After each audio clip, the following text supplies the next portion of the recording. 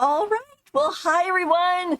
Haven't been streaming for a while, but I will tell you the whole story. So basically, first of all, hi, my name is Ria Cinco. If you're new and you're watching this on YouTube, or if you are coming on in, the I am a Rose Fox VTuber from the moon.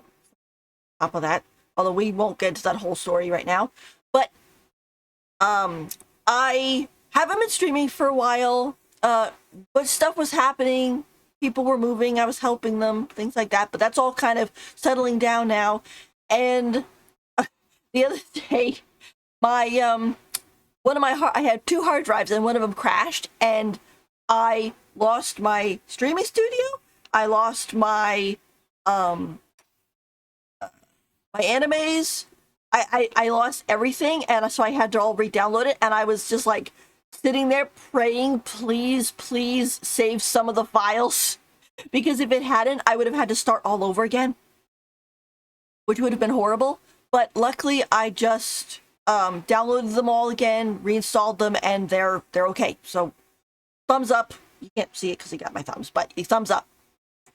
I decided I wanted to stream again today because I was watching some of the people play Do It Night Abyss, which unfortunately I didn't get into the beta, but that's okay. Most of the time I kind of like to be, okay, I have a game and I get to keep my progress. I don't like it when it's like, oh, you played the game and you got to do it early, but now all your stuff is gone, because I get attached to characters and my stuff. So it's kind of like, at this point, it's like, oh, okay, close beta 2. Eventually, Do It Night Abyss will come out, and so on and so forth. Also, I wanted to show you, I thought this was really cool. I now have a, how do you say that exactly? Satsudan? Basically, little place to chat. I put you guys here in the little chair. I could show you a test here.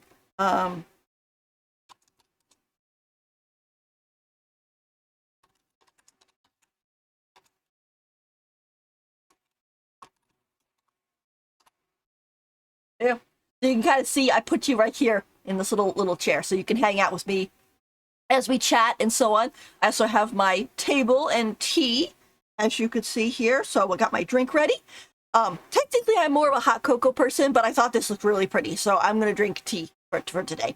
But yeah, so we're gonna get into playing some games. Just kind of doing regular stuff, dailies, things like that. Maybe do some Withering Waves storyline, some Zenless Zone Zero storyline, whichever. I just kind of missed you guys, and I was like, I want to stream again. It looks fun, and so on. So we're gonna do that. Alrighty. So let's hop over to our first game. So we're doing Genshin today. To start off with, we'll probably be running through all of them today. But let's get started. So let me see. What am I doing? Did you hear that? Well, you guys can hear me and the game okay. Let me check my sound here. That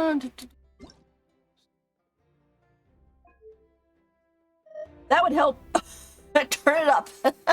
It's like, why is it on 2? I think it was on 2 because I was listening to a video the other day. And unfortunately, when you're listening to a video and the fight scene and you're fighting, it's like, okay, I can't hear between the characters going, wah, ah, crash, bang, and whatever I was listening to. But there we go. All right, let's. Sounded like an animal. Inventory. Don't have that. So let's see. I can either. I'm trying to raise Aoife and Escoffier. Actually, let me turn this down a little bit. It's a little loud.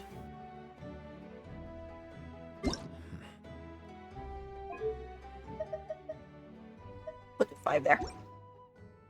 If it's too loud, I can't focus on what I'm saying. Let's see. Yeah. Yeah, the thing is too is like Skirk is coming. It's like I want to have 2 characters that are coming that I kind of want. Skirk and Dahlia. Cool. And So I'm trying to raise up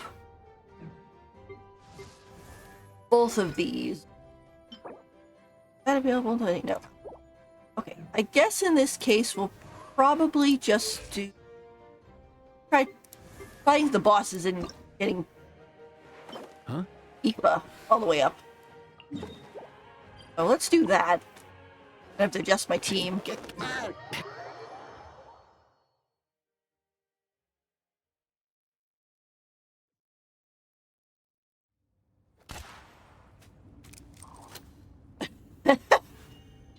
Fired his gun and scared off the...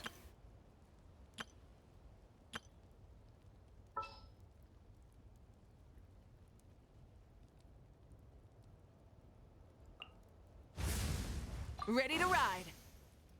Yeah, I guess I'll do this. Normally I have like 2 pyros for this one, but...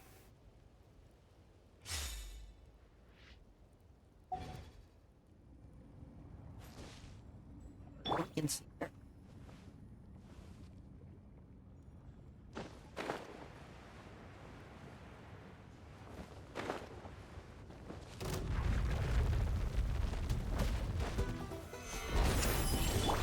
A bitter pill to swallow. Strike a pose! Let the world collide! Rise with the sun. Pyroclastic surge.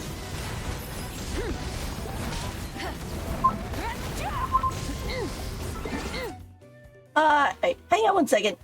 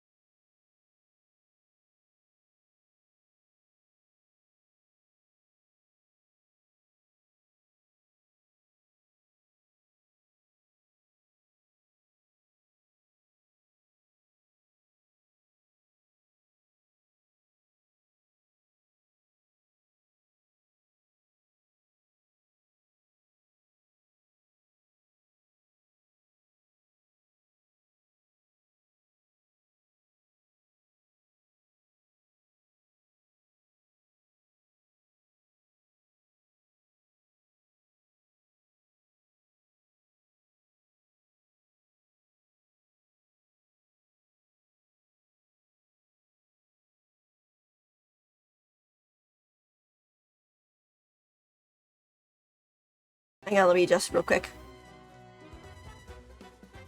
Okay. Hi everybody, I'm back. That was Zenko Mom was calling. And to answer your question, yeah, it is a cable telephone. I have a home phone, as well as my cell phone. I like having a home phone so that it's like in case of emergencies, and like for example, if the cell phone won't go through or whatever, or whatever, I can have the physical version. But sorry about that, guys. I started the stream because I'm like, oh great, I'm on a stream and I shouldn't have any interruptions. Everybody I know is doing something. And then of course she calls. It's like it's a running not gag, but like issue, I guess. Anyway. Stabilize. Mind the side effects.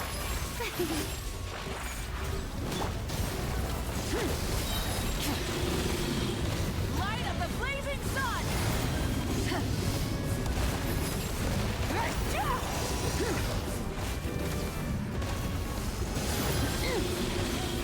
Burn it down! Taking a turn for the better. A bitter pill to swallow. Mind the side effects. Gather. May I? Wrath from the sky!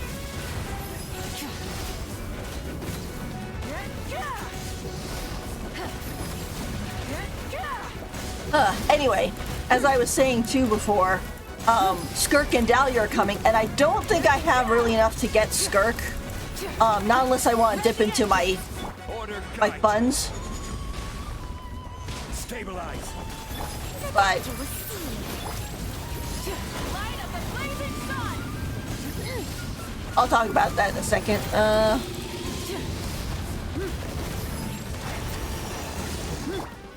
Gather. Mind the side effects.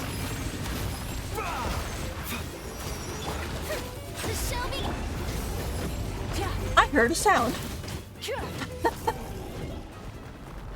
Sorry, look, I'm out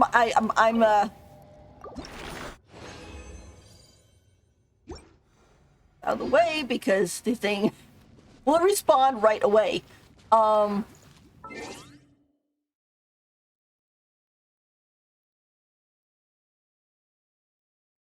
Oh, let me see.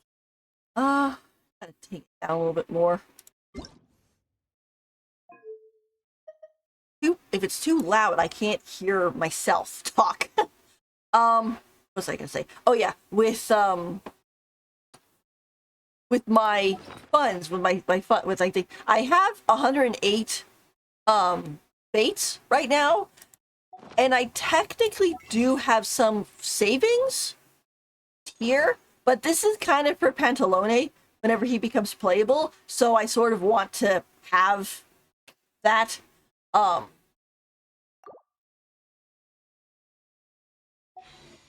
So, but I'm hoping to at least get Dahlia. I haven't really pre-farmed for him though, because it's unfortunately its 4 stars are kind of hard to guarantee. Sometimes they show up right away, and sometimes you get nothing but Dionis.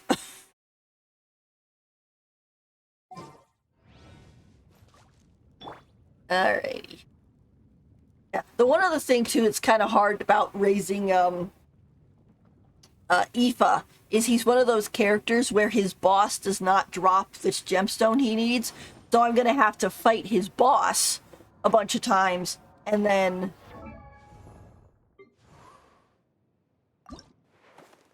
as you can see here, I'm gonna have to go fight the probably the animal hypostasis for that. So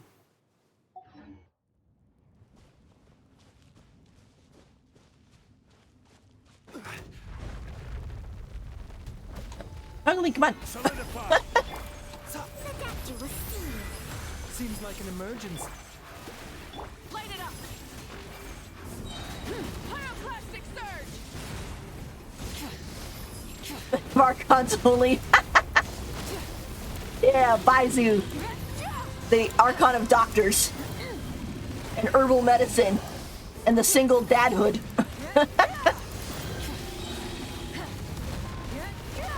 Light of the blazing sun.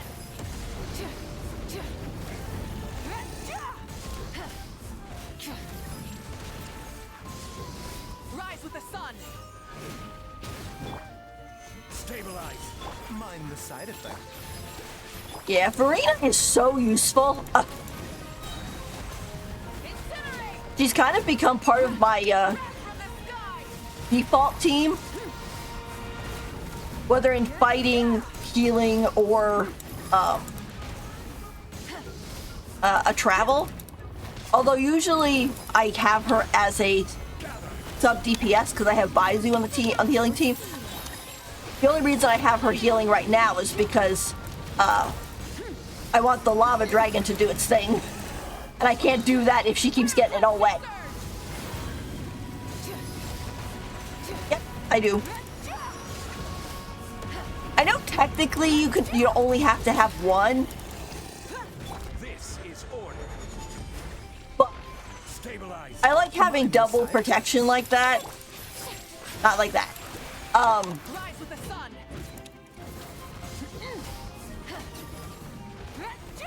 There you go. Because in case an enemy happens to get through Zhongli's shield or it fails when I don't notice, I can be like, Baizu, quick! Heal, please, heal! Yeah, he doesn't... When he was coming out, they called it a shield, but it's not really a shield. It's more of just like... It's more of like a bubble that's whole purpose is to pop. So it doesn't actually shield anything. If it was a solid shield, it would be good, but he's not that versatile. Also too, having a Dendro shield is kind of dangerous because you just start burning. I will say, I think, and this is a little tiny bit negative, but like, Mihoyo is, how I put it,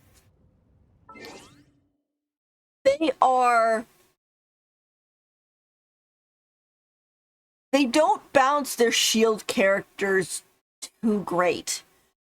Because what they'll do is they'll end up creating a shield character, for example, Zhongli, or like Aventurine, Aventurine from Aventurine? No.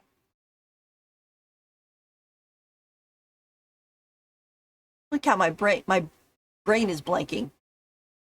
Yeah, Aventurine from Honkai Star Rail, and they're like the best shielders ever. But the problem is that they're so good that the other characters can't really stand up against them. Like, for example, with Zhongli, like, okay, Geo is super strong and is solid against any other element. But then if you have, like, for example, Boats are made. let's see. Osmanthus wine. You have, like, Toma, whose big thing is a pyro shield. Like, he's only useful against pyro enemies. I guess physical enemies too, which is a little bit better. But it's kind of like, why would you be using Toma to fight pyro enemies? It's like, have Toma, but also be like, okay, if he's fighting a pyro enemy, you have Farina, or you have Nivelette, or you have a Hydro, or an Electro, or something.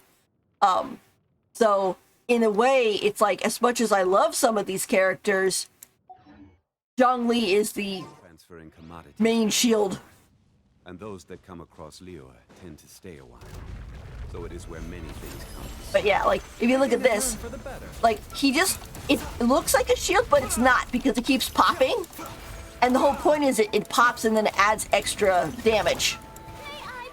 Light it up. So, The blazing sun. and it adds extra Dendro application. So, in the early days, we thought it was a shield, but it's not that good. I know the time when Kirara came out too, she has a Dendro shield. And so some people were like, oh my gosh, oh my gosh. Let my name echo in song. Burn it down. Pyroclastic you know, she's gonna be so good, and then she came out and they kind of were like, no, the Dendro shield isn't acting the way we thought it was going to, so that ended up being a problem. I've been using Layla a lot because Shallonen doesn't work well with the 3 Geo heroes. Yeah, that's true. Stabilize. Layla's a pretty good character in the sense of, like, Light it up. Wrath from the sky. a lot of people call her, like, the AFK because her physical attack isn't very high, but it doesn't need to be because she's more of a, oh, put up my shield, put out my ultimate, and, you know, just relax or switch to another character. I will have order. I remember when she came out, so I remember someone even said, ooh, Layla is basically AFK co-op. My brother uses Layla as his shielder.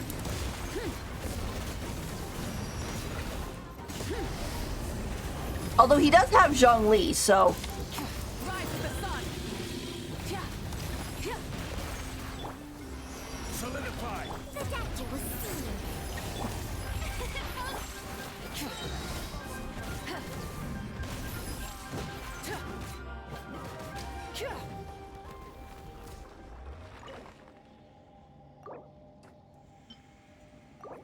let's see. Those.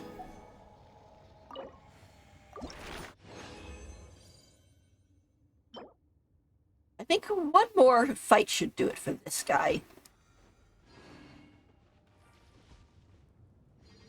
The latest weekly boss. Yes, I have. Yes, I have. The it's kind of funny with that. That one is actually pretty fun to fight. I know when it comes to weekly bosses, let me see.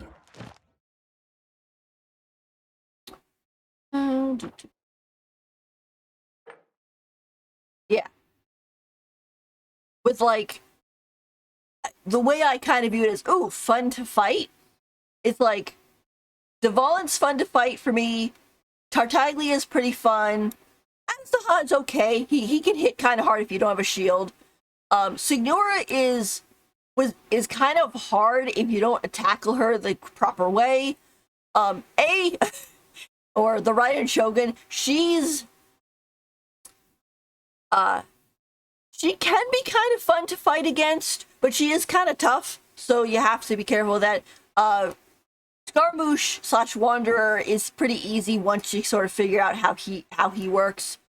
The Dendro Dragon inciting bits. We're not fighting the Dendro Dragon, we're fighting the thing inside the Dendro Dragon. That one is, I think the second phase is the most annoying because it's like, even though you got those little guys and they're kind of weak, there's so many of them and you gotta fight them. The whale is kind of annoying to me because it takes so long. It ends up having so much HP, and then the guy inside of it hits really hard, which they never actually explain who that is. Maybe we'll find out. We just get kind of sucked in. It's like, who is that? You know, Jonas? Going, he's fighting for the abyss. So they never actually explain that. Arlecchino is just plain nice to fight because she's Arlecchino, and I like Arlecchino. And then you have the Abyss Dragon, which the Abyss Dragon's kind of difficult. He has a lot of HP, or she, and they hit really hard too.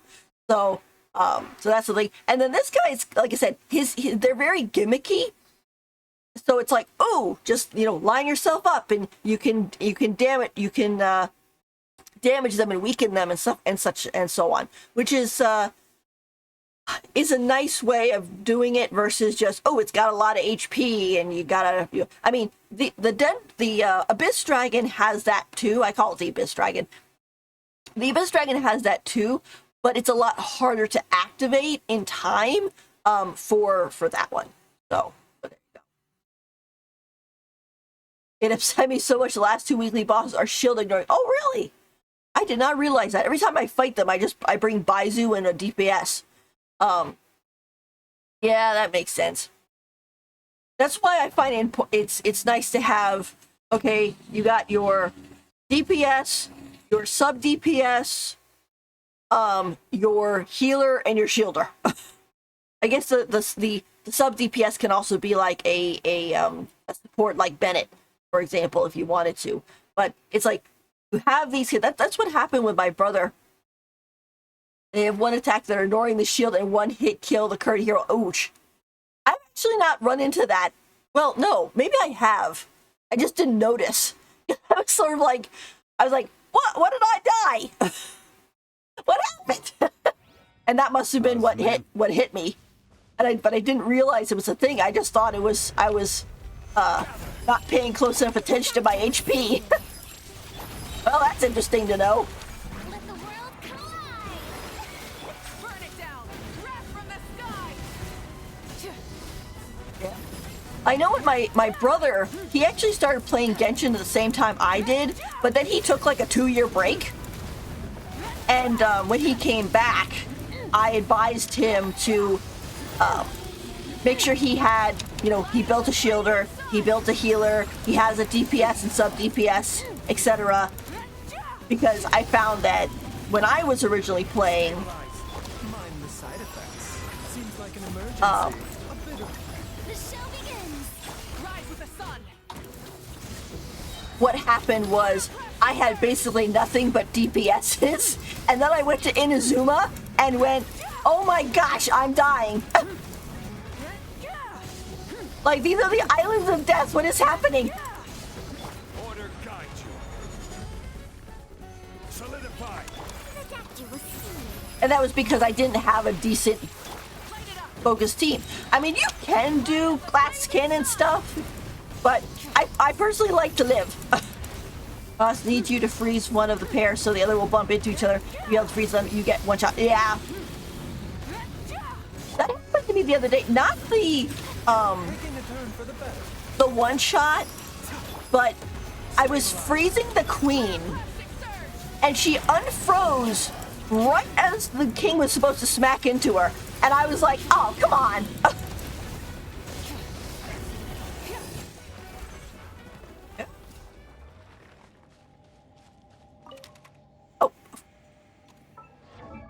Oh, let's...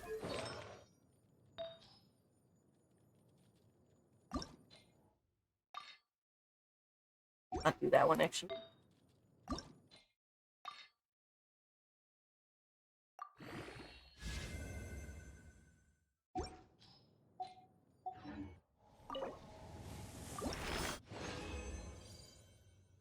Right, so that's that.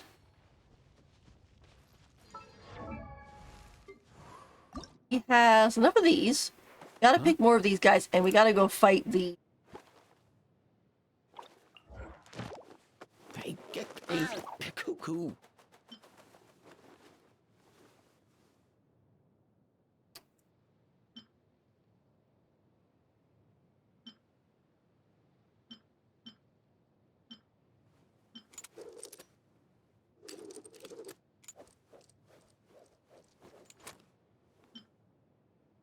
Guess it probably is better off if we fight something with just Animo versus like something that has both, because we'd have better chance of getting just Animo. Huh? I haven't managed to do it consistently, so I die 2 times per fight. Aw. Next time we should co-op for it. And I'll give you a hand. I think it works better. If you do it as a co-op, you could have somebody doing hydro and someone doing cryo, and then you could work together to freeze it versus having to switch back and forth, because they unfreeze so quickly.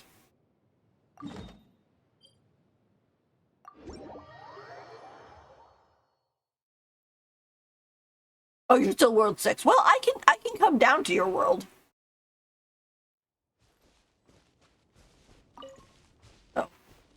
Want to co-op at any point, just let me know. I'm not usually open to like just random co-ops. Like I usually have my co-op mode closed. That just because I don't really want to have, random strangers come in and possibly steal my stuff. But for people I know, I'm happy to co-op with them. With level 80, 90 heroes. Okay. Oh, hey, yeah, you're getting there. I mean, I think World 6, I think, is when they finally unlock everything, and they're like, oh yeah, you can get up to level 90 now. I think I stayed at World 6 for a very, very long time. Because once I got access to having everybody leveled up, I was like, okay, I'm not going to go ahead any higher until I'm ready. And then I found out that World 7, 8, and 9 is actually not that hard. I have 1.5 million AR. Oh my gosh. I guess the game must be like, level up your world. We're dying right here.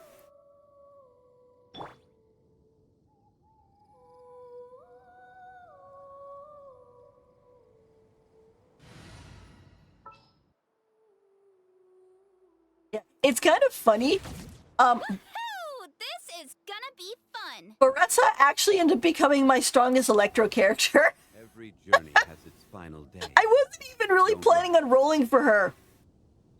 But basically what happened is that her banner was up, I did her story quest, and I was like, oh, she's so cute, I kind of want to try to get her. And so I rolled, and she showed up. Let me see, is her... I can't remember what pity she was at. Heck.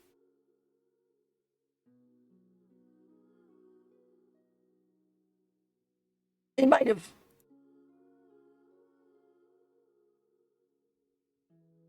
There's a Scoffier.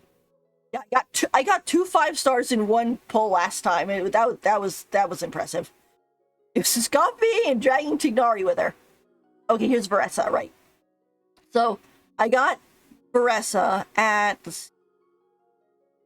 5, 10, 15, 20, 25, 26, 27, 28, 29, 30, 31. 31 pity. I got her at 31 pity. And so I was kind of like, I wasn't planning really on getting her, but I was like, oh, okay, let me just throw a couple of pulls. And she showed up, which I think in a way, she and Escoffier and with the Tignari are balancing out what happened before, because I also rolled for Mizuki and Risley, and I lost the 50-50 both times and had to go to pity twice. I use Baressa with Albedo, Chiori, and Layla. They work so great together. That's a good idea. That's a good idea. Yeah, I actually don't have Albedo or Chiori. I keep meaning to roll for Chiori, but then she But the one problem with the reruns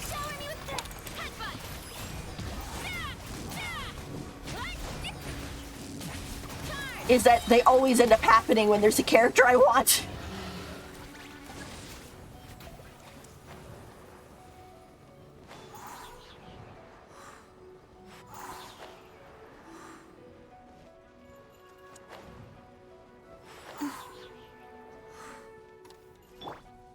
But anyway, yeah, but Baressa ended up being my strongest Electro, even stronger than A. Solidify. I guess it's because her E skill cools down so quickly. I'm gonna have to fight this thing a number of times.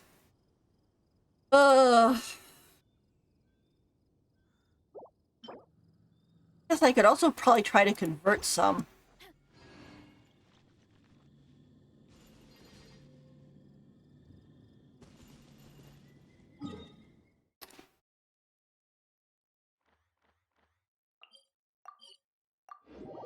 There's time. I don't need to push it bad. Good time zone. Hi, oh my gosh. What a username. Hi. Nice to see you.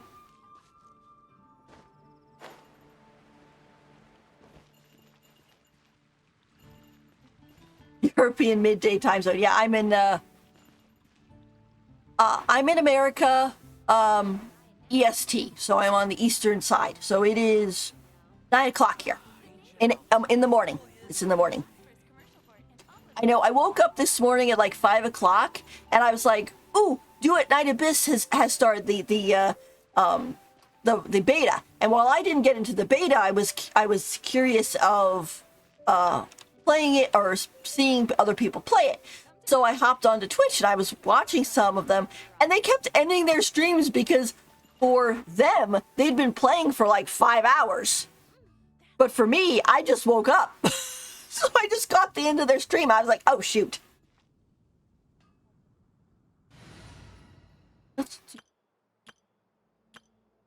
Let's use up all that resin. We can this bit.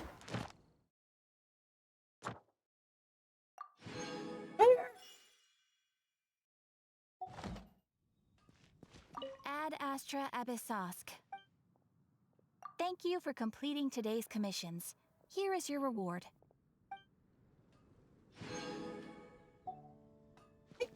That. Oh shoot! I forgot to put the ley line overflow.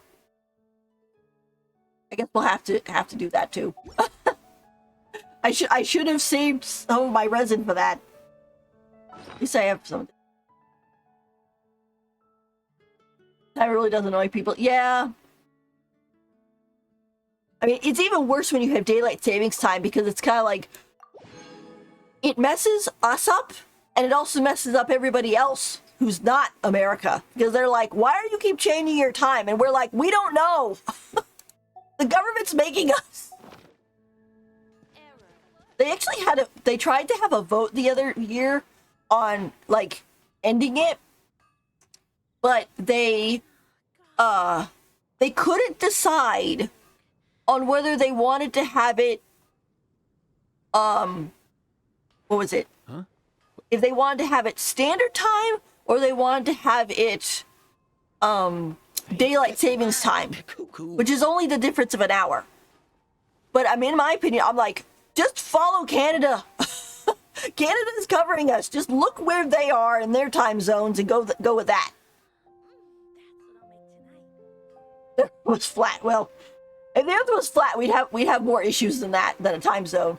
But I think even if it was flat, it still would be a time zone because the time zones are connected to how the sun travels across the sky. So even if you had a flat disk, the sun would still be hitting that flat disk at different points. It would be closer, but I think it would still be. Yeah, maybe. I guess it would depend on how close the flat disk was to the sun.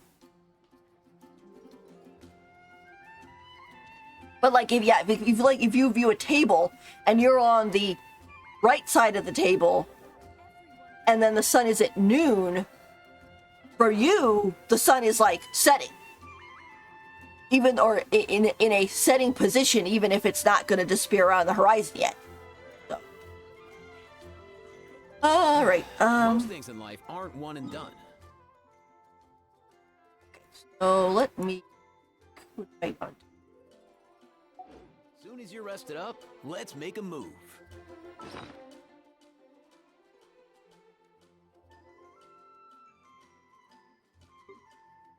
Gotta decide whether I need more or do I need talent books, or keep calling them talent books. Though they're character XP material.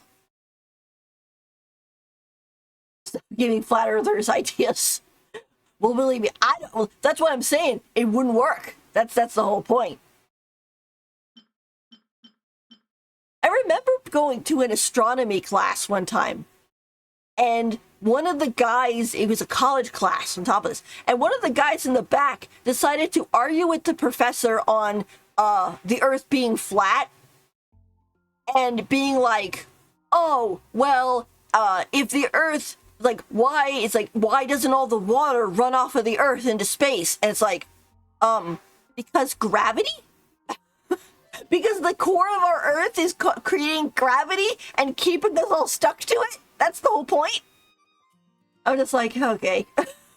He was just trying to be a jerk. And I feel bad for the professor because I'm like, he didn't sign up for this. He's like, dude, why are you taking this class if you're going to have those ideas? Sounded like an animal call.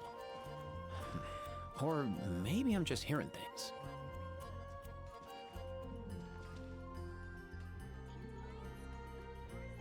solution is to find a land that is huge and make 8 billion people live there, yeah. And maybe if we still had Pangea, that might work. We'd still have time zones, but it might be a little less, depending on how big it was. Ugh.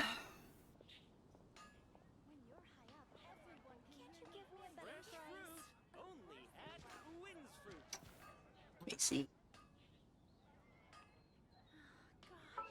Guess, I'll probably need more talent books for you, so let's go for that one.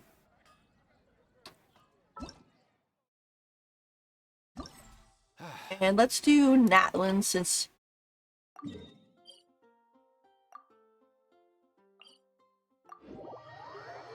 a lot of the characters have been needing those things.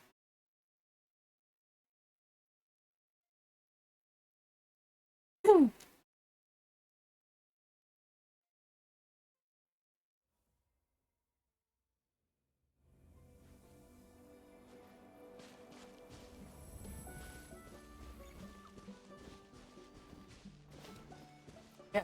Oh, did you thoughts on Skirk? I'll tell you the timeline of my thoughts on Skirk. So this whole thing is kind of interesting. Basically, I'll probably do it this way. Get these guys more friendship points. Honkai-ish for me. I think that that's the point, actually. Because she's not from Teyvat. She is a... well, if you watch her, she a new animation for her came out this morning. And it talks about how she is not technically a descender. She is a... what did he call her? A trespasser or something? The llamas. Or the alpacas. One with a pack on him.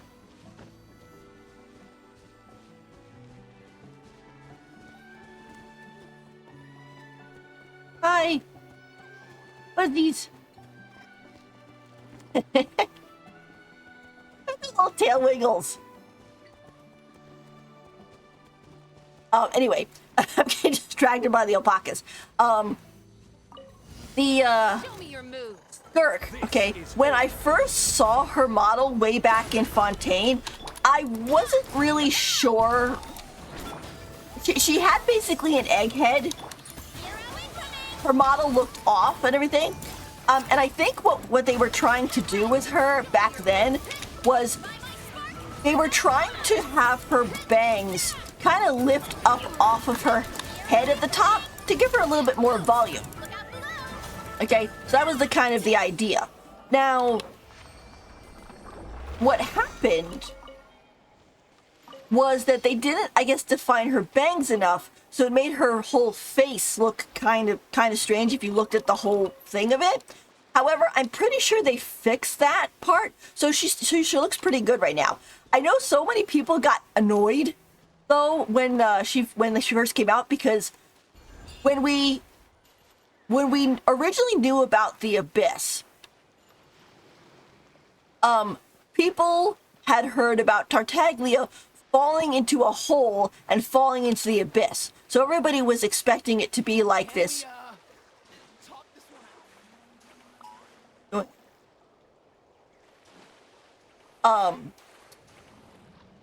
So everybody was thinking about like the Abyss being, ooh, a deep dark hole and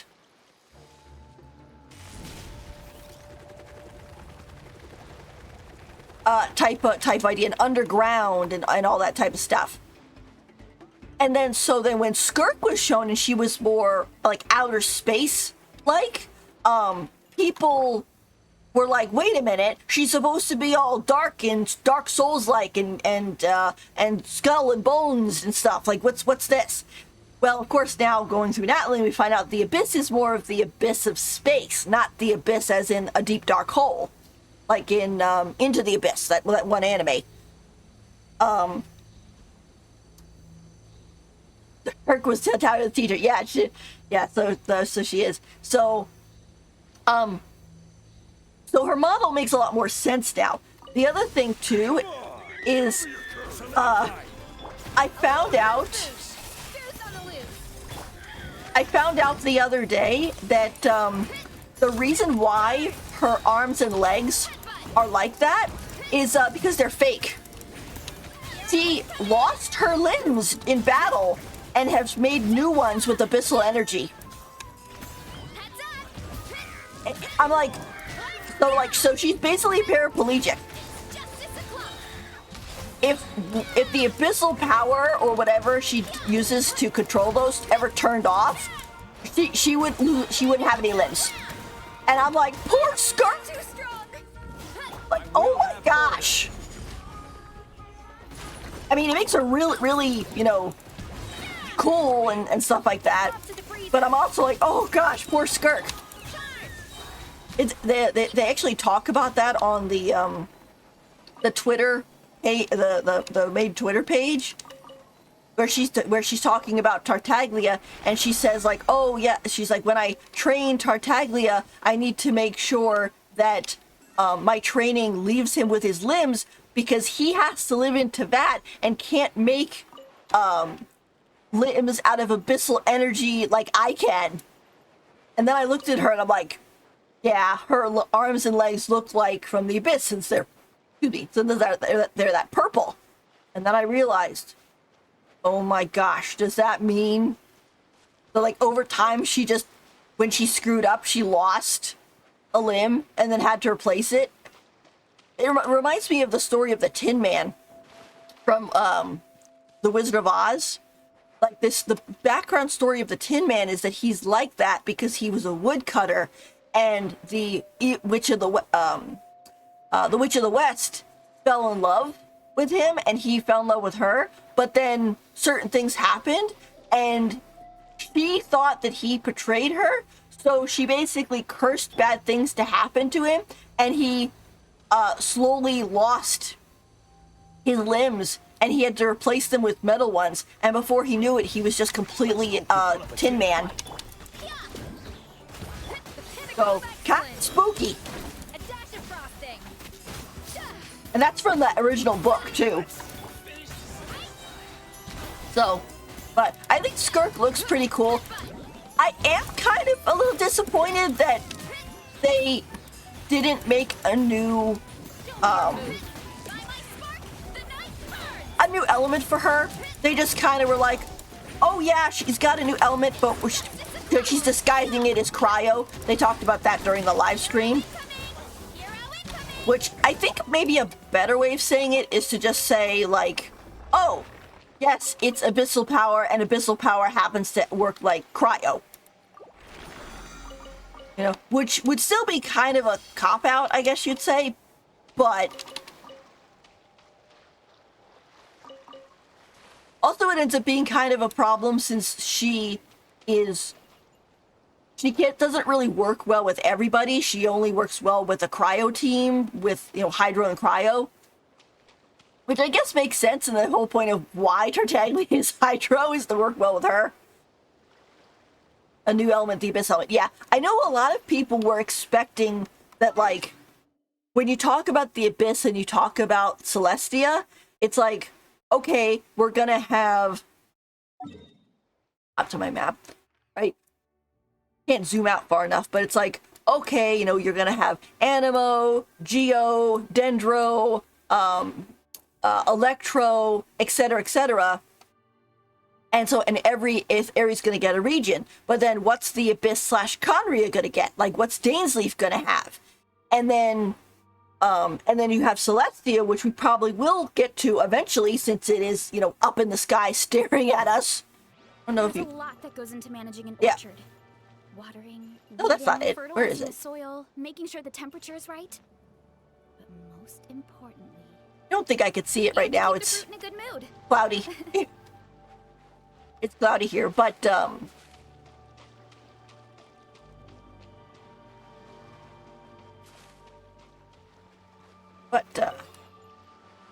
anyway, I mean, it would have been nice for her to get her own element. It kind of makes me wonder what's going to happen when Dainsleif comes out. Because, like, now that Skirk is coming out, and they're basically doing a, ooh, oh, yeah, this is basically just cryo. Is Dainsleep also going to be, you know, basically just cryo? But with the purple overlay? You know, it's like, how's that going to work? Yeah, exactly. Dainsleep too. So that's kind of a question there.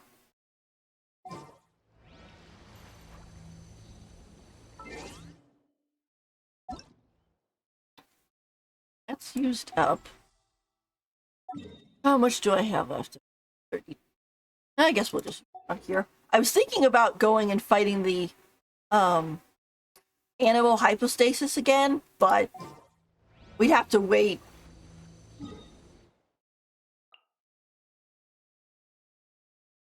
We'd have to wait like 30 minutes for the thing to fully replenish. I wish it would replenish faster and we would have like a storage, you know, for resin, considering that Honkai Star Rail has it, Zenless Zone Zero has it, Honkai Impact Third I think has it, Withering Waves has it, like everybody has it except Genshin. Like, I mean, I love Genshin very much, but there is some parts where I'm like, please put this in. You know, please put in a, you know, I mean, I think that's why they upped it to, what is it? The 200, because it used to be 180, because the 200 is supposed to be, oh yeah, the overflow, because the thing fills up so slowly, you sometimes don't ever get to this unless you are, unless you didn't use it the day before. But anyway, but yeah. But I like Skirk. I think she's a unique character. I was watching a video before about her where it was talking on like all the neat things about her, and like apparently she has animations on her arms and legs that are like glowy lines to make it look like they're whatchamacallit, like a crystal, you know. And I was like, that is really pretty.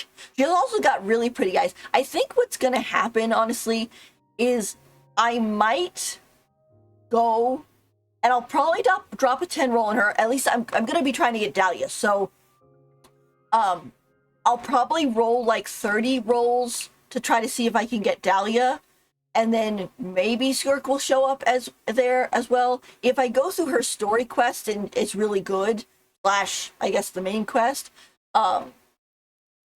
then I might try to roll for pity for her. But again, I only have like 108 pulls right now, so I can only really get to pity once. Strength is one of those things where you gotta use.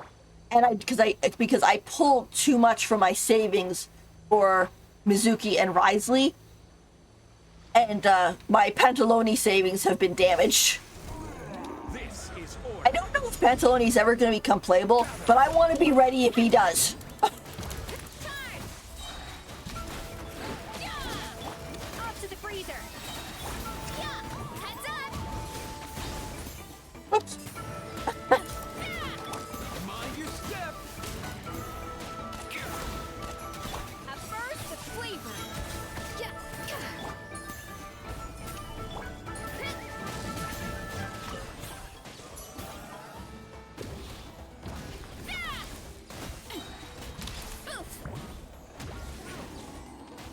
Yeah, Escoffier is funny. She's basically Genshin Chef Ramsay. A dash of frosting. You know, she can lay the smack down to people who she knows are doing wrong, but she's also very kind to people who she understands are actually really trying. It's justice o'clock. Headbutt. It's justice o'clock.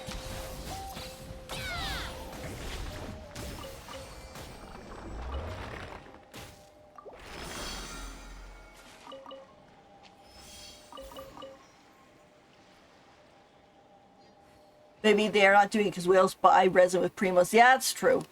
It could be.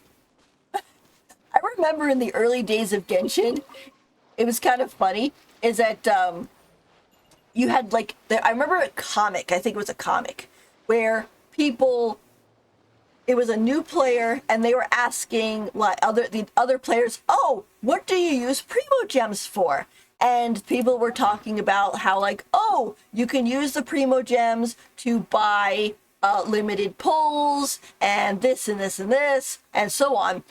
And then a whale popped up and said, well, you can use them for one other thing too. And the veteran player quick covered their mouths in the comic because they're like, no. Never tell a new player to use their Primo Gems to fill up their resin, because you will it is basically using a very valuable resource for something that's going to replenish by itself. You just have to be patient. I like the boss for Scoffia yet, as I have not done the story. I know I can walk on water with Farina to get to the boss. Let's see. I think for Scoffie's boss, what's her boss? Yeah, her boss is here, which you actually don't have to do any story for that. You just walk over. Yeah. I think that's how I did it. I think, there's actually, I'm pretty sure, a dragon mech that you can take from here to here. And then you just have to...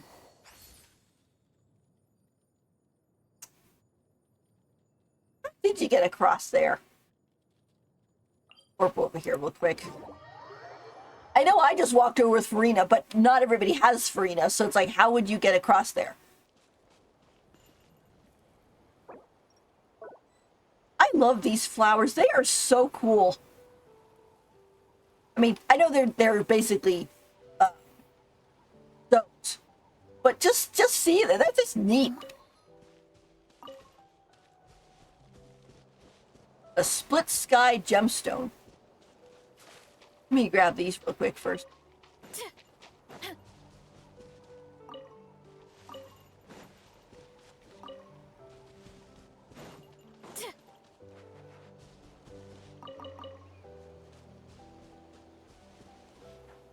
Because this is the island, and then you get over here and you have to fight this guy by basically smashing into the little bullhead things on the side of him.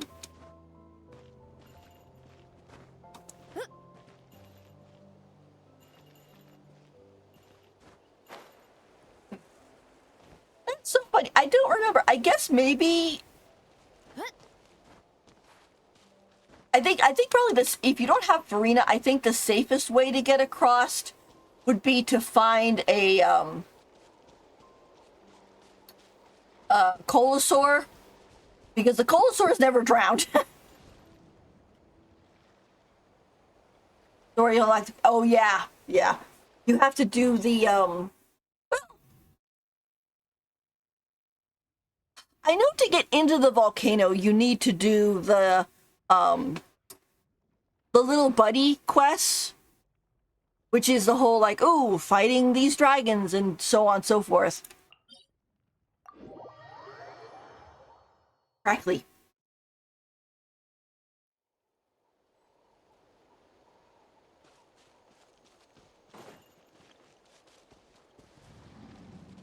Yeah, there's the Colosaur. Yeah, I would say probably this just the safest way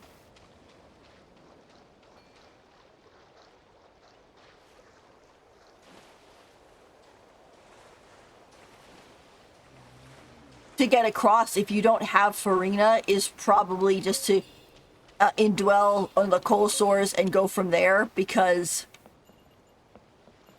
they won't drown. And you really don't want to be on, let's say, Mualani and not make it to the island, because then you're kind of like swimming in the water. and maybe not be able to make it. It'd be really ironic with Mulani drowning. Using a guide is confusing. Yeah.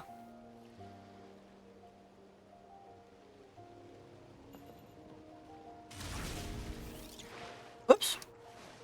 Not what I meant to do. To run on the water. Running late again. Here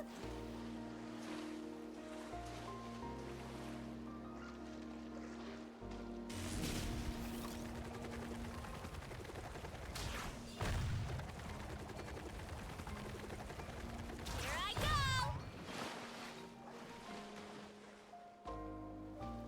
Come on, we're staying to break.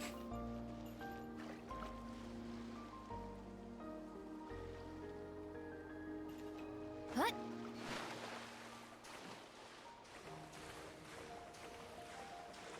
All the architects said, "What? Which one are you missing?"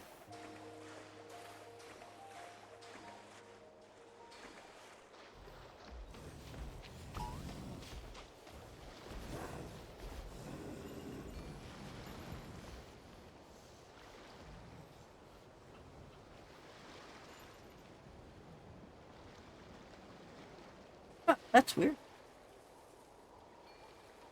Figured something would happen, or I was missing one of those, but apparently not. Yeah. I know even I haven't done all of the little buddy quests, because apparently, spoiler alert, once you do all of them, the little buddy decides to move on, and like go and be, you know, adult and or whatever. And so he doesn't hang around with you anymore. I have not gotten to that quest because I haven't finished all the other quests, which I did finish the quest of, going and saving him and stuff like that, which I will say that twist was something. I'm like, I didn't save Natlan all this way first for you guys to be messing it up. And I don't even get to be, like, Lumine's not even in the scene. It's so weird.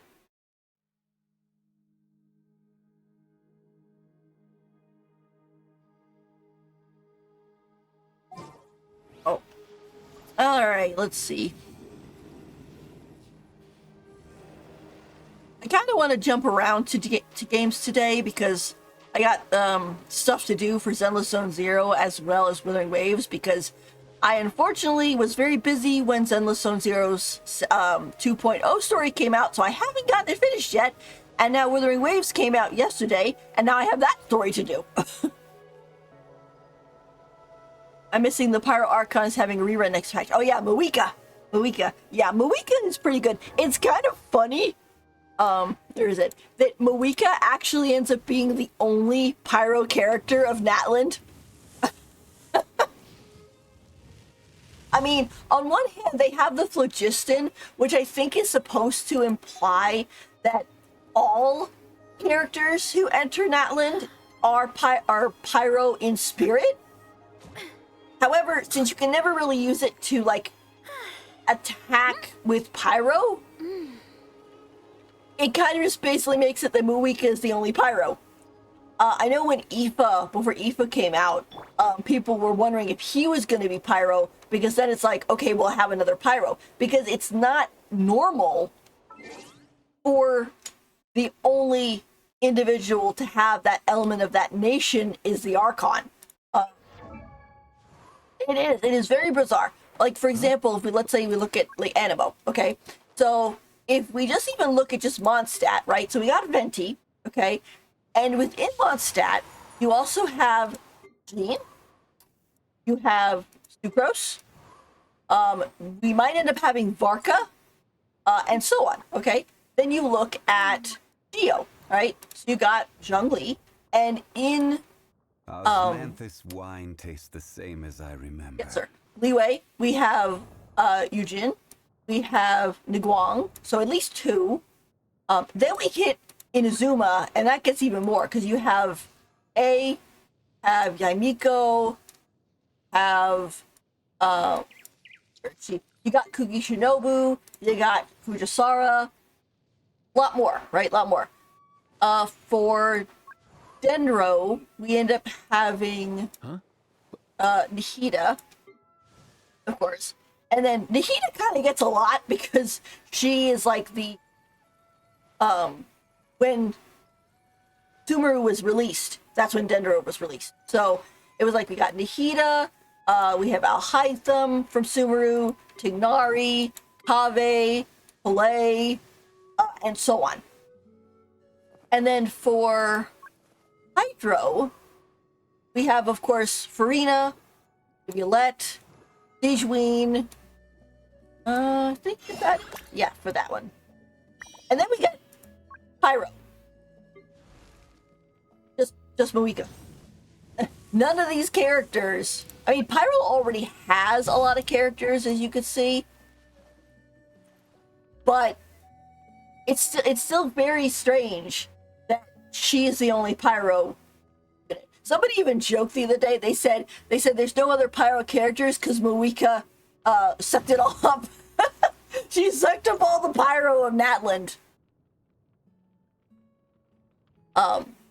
Which honestly, yeah, I think it's like if Aoife had been a Pyro unit. I mean, how to put it? The way it kind of seems is that you'll have the Archon, and then like their second or third commands are the same element as them. So, if anything, how would you put that? Who would be Moika's second in command? She's so much about the people that it's kind of hard to tell.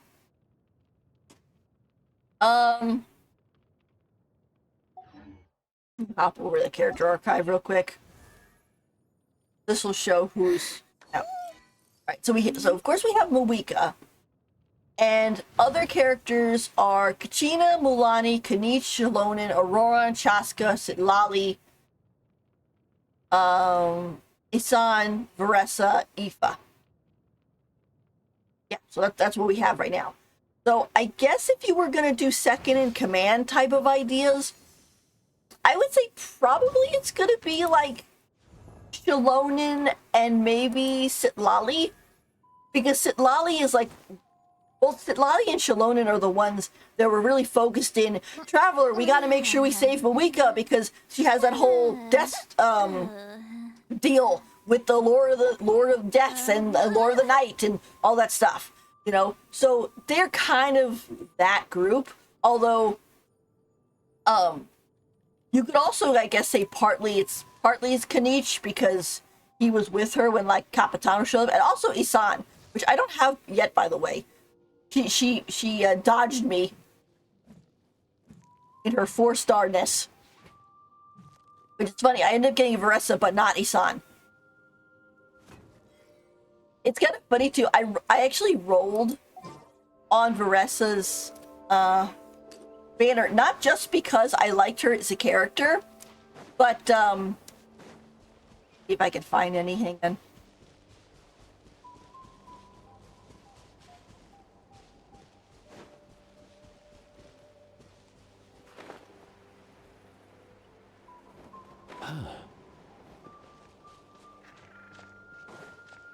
I mean, I can only hope / assume that since the regions do get revisited every once in a while,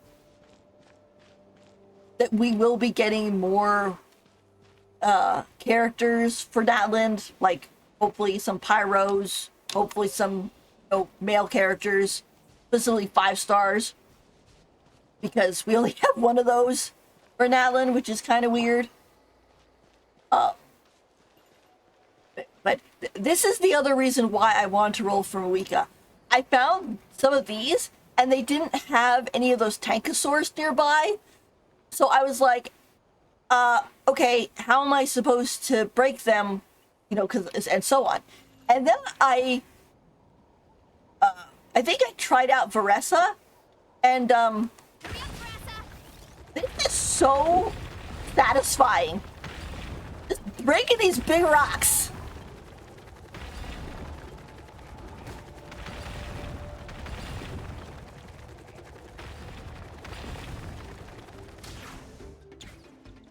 I made it bad at me.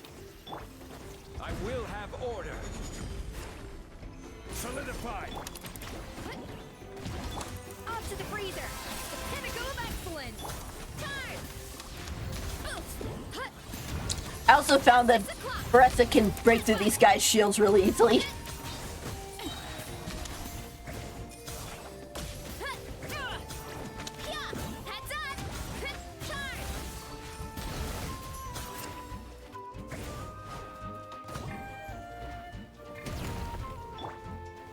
Stabilize. Oof. Heads up. It's justice o'clock. Hut. Yeah. Hut.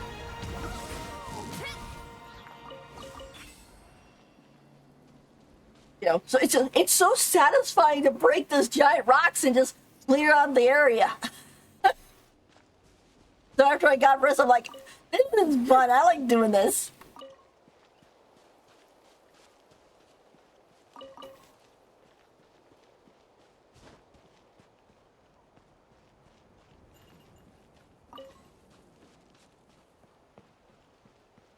Also, too, Veressa is very cute. I know some people were like talking about her being like, oh, she's Gooner, blah blah blah. Like, I don't know. I mean, I think her design is you know, decent, not Gooner. I mean, it's like she's a cowgirl. You're gonna have some of that, you know. But she's really sweet and she's a good There's a person, lot and that goes into managing an orchard. Watering. her whole eating thing is handled a little strange times, I guess. But I don't see any problem. Not completely sure, but Veressa feels like the fastest hero for travels. Yeah, she is pretty fast. She does end up having the same issue as other Natland characters in the sense that Ad Astra Abyss. if she's outside of Natland, her mobility is more limited because she can't access into the phlogiston bar because it doesn't exist in other regions. But I mean, even if I take her to, like, let's say Mondstadt, or let's do Sumeru because there's a big open area there.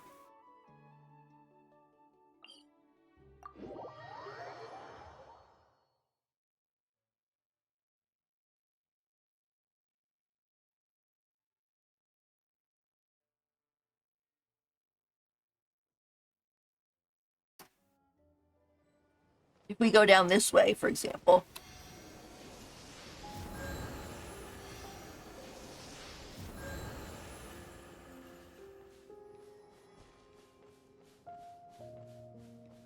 Okay. And so if you have her run,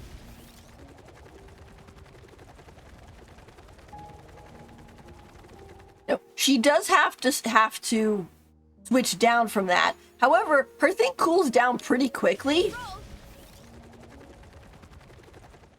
Although I think it's after it's only like half, but like we've already reached this far away from there.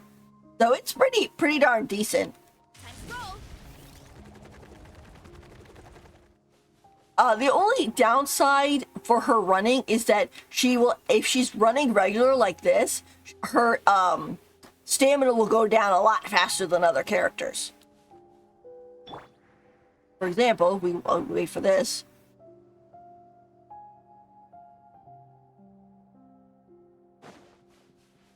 His goes down slower. And press E again before her bar runs out for a recharge. Oh, I didn't know that. See. Oh, maybe I shouldn't have done it that way. I messed it up. I gotta wait for the... I have to have a recharge for that to work.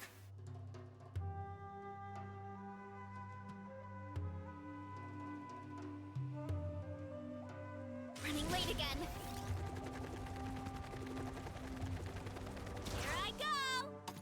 Oof. Oh, I guess I did it wrong, but I'll have to try it some more. As in running with the bar discharging. Oh, so like Time to roll. it does. It stops it. Look at that. That's a neat piece. Thank you for telling me that. I know. That's the thing with the characters. Like, sometimes their kits have all these little extra little doohickey bits, and if you don't know about them, you completely miss them. Like, I remember seeing a post about someone who had Zhongli, and they were like, what constellation do you need to get to with Zhongli to get his shield? And everybody was like, what? What are you talking about? And they're like, I keep seeing everybody have Zhongli's shield up. What constellation do you need to get that? And everybody's like, you just hold E. And the guy went, oh, I am so stupid. It's like, but it makes sense because if you're not used to holding it and you just do this, like, okay, yeah, he's definitely not going to be making a shield if he's just putting up a pillar. Press the second E, she does a jump forward and refills half the bar. Oh, that's neat.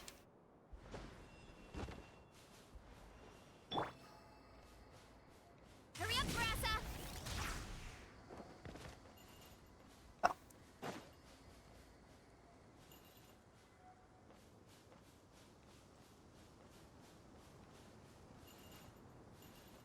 Yeah, you know, the two things, or I guess three things, about the Sumeru Desert that I find kind of not strange exactly, but like, why did they decide to do it that way?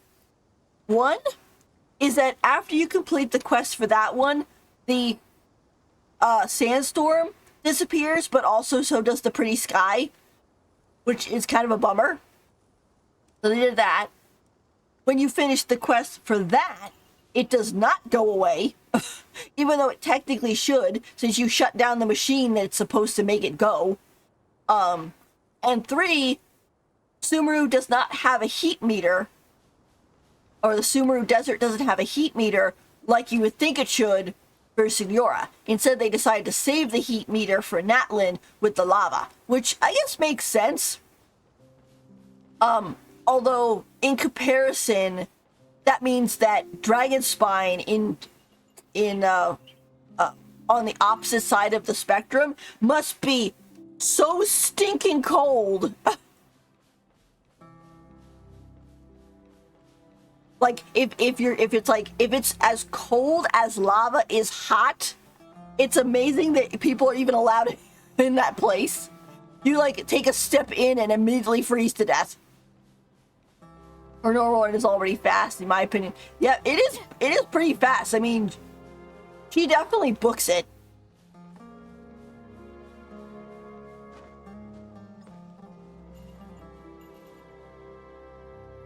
It's kind of interesting on that whole, like, what do you call it, like the power creep?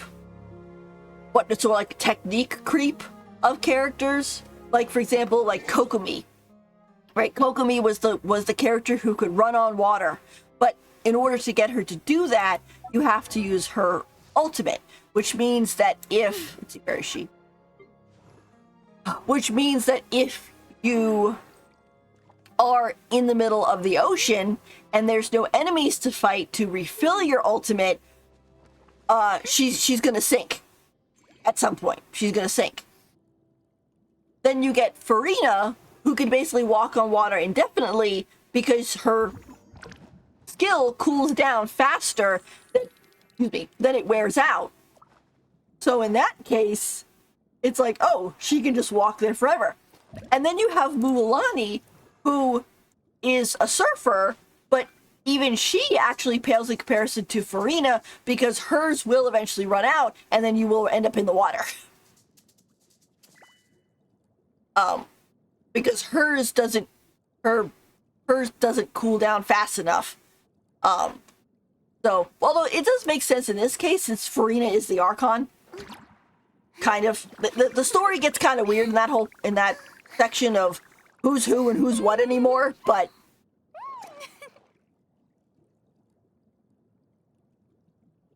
I mean, she deserves power-wise, game mechanic-wise, she deserves Archonhood, and Neuvillette is like amazing as always.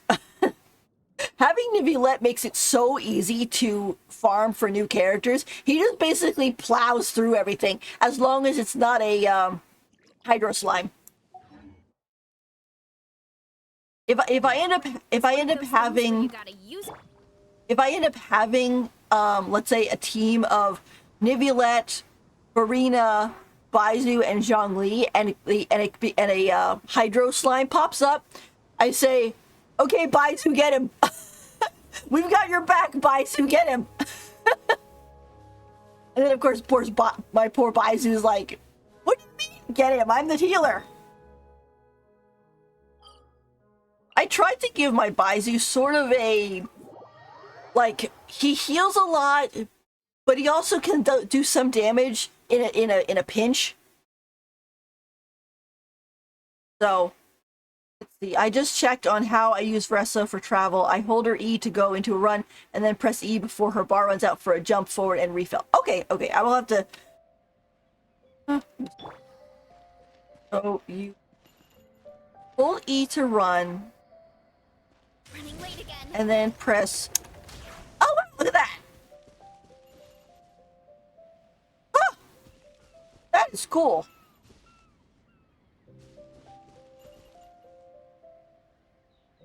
That definitely will save some effort. Hurry up, Brassa!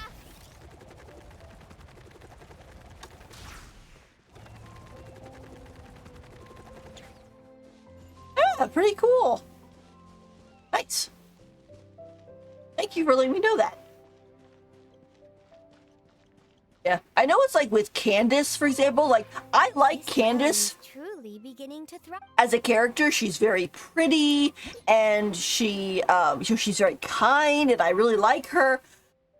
But I find her kind of hard to play because she has a kit that is very, like, for me at least, it's like very, counterattack, and if you don't, whatchamacallit, if you don't time it right, she doesn't really get a good enough boost, and then if you like set her aside for another character, then you have to relearn it every time.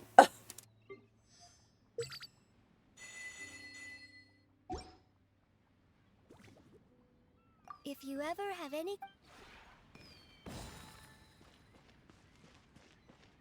No. Also, to her, I know she's a 4-star, but like, and she's definitely never gonna like be on level with Nivilet or Farina or anything like that. But honestly, I have her at C6. She should be doing a lot more damage than she does.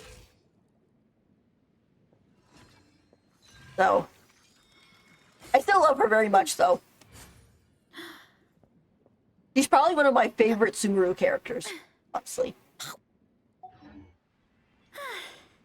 All right, let me see. That's done. That's done. Battle Pass has been finished for a while. Next Wednesday would be 5.7. Like I There's said, a lot that goes into managing an orchard. Watering, weeding, fertilizing... yeah, they don't talk.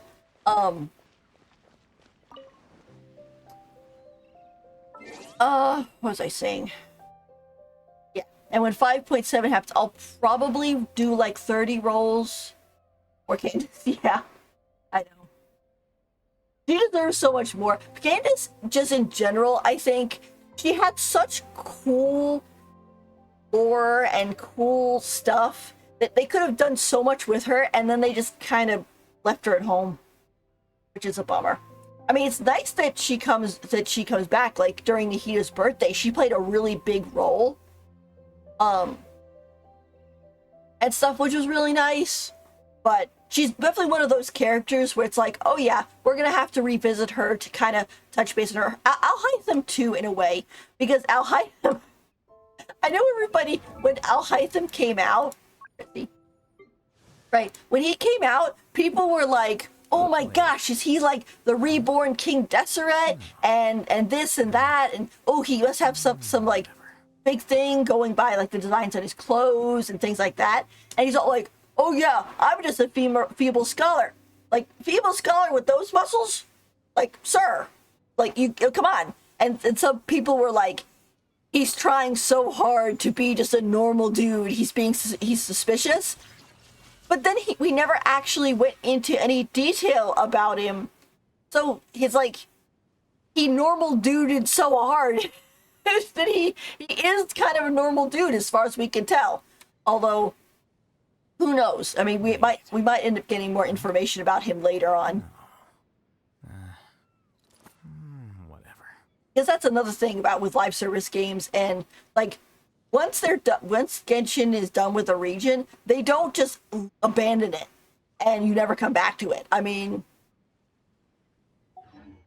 just in this patch alone, we went back to Mondstadt. You know, I think also too is if you start looking at different like events that are happening and things like that, you'll have like, ooh, main stories in Mondstadt, main events in Inazuma. You know, we put this expansion here in, you know, Sumeru. No, like Fontaine. Here's a Fontaine character. Here you go. You know. So they were definitely touching base on a lot of characters, a lot of stuff. Anyway, let me get it real quick. I talk too much and then my mouth gets dry.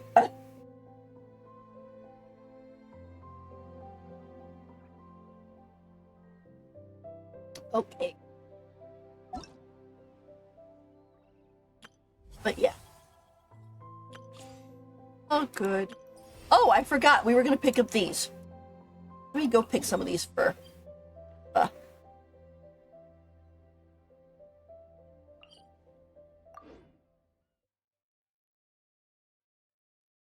Probably pick the C2 and throw some of those. But yeah. When 5.7 comes out, since Dahlia is on Skirk's banner, I'm gonna try to roll for do a couple of rolls for Dahlia. I think about 30 pulls is a good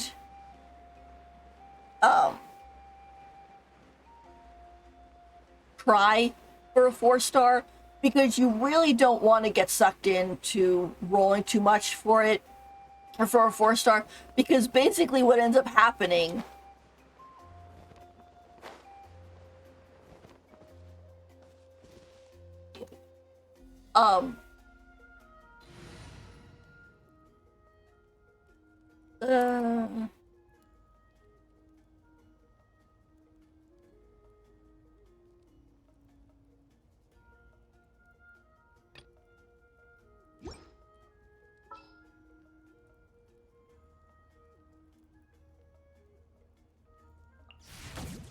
Are we going on a trip?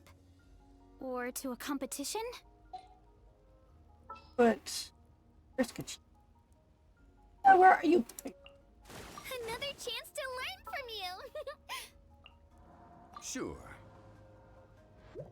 Tina can help us find the plants. Dahlia looks way too feminine for a boy. Where are the cool male heroes? Yeah, I think it's his pinkish blonde hair. I think part of that has to do with the idea of like the Soin style. Like if you look at Bennett, for example, right? He's very Soin adventure vibe.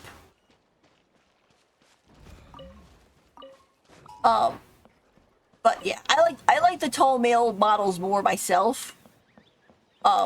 Honestly, I really think what they should have done originally is had, and I'm pausing for here, but I have to kind of show an example. But like, for example, actually let me go in the character archive because I don't have some of these.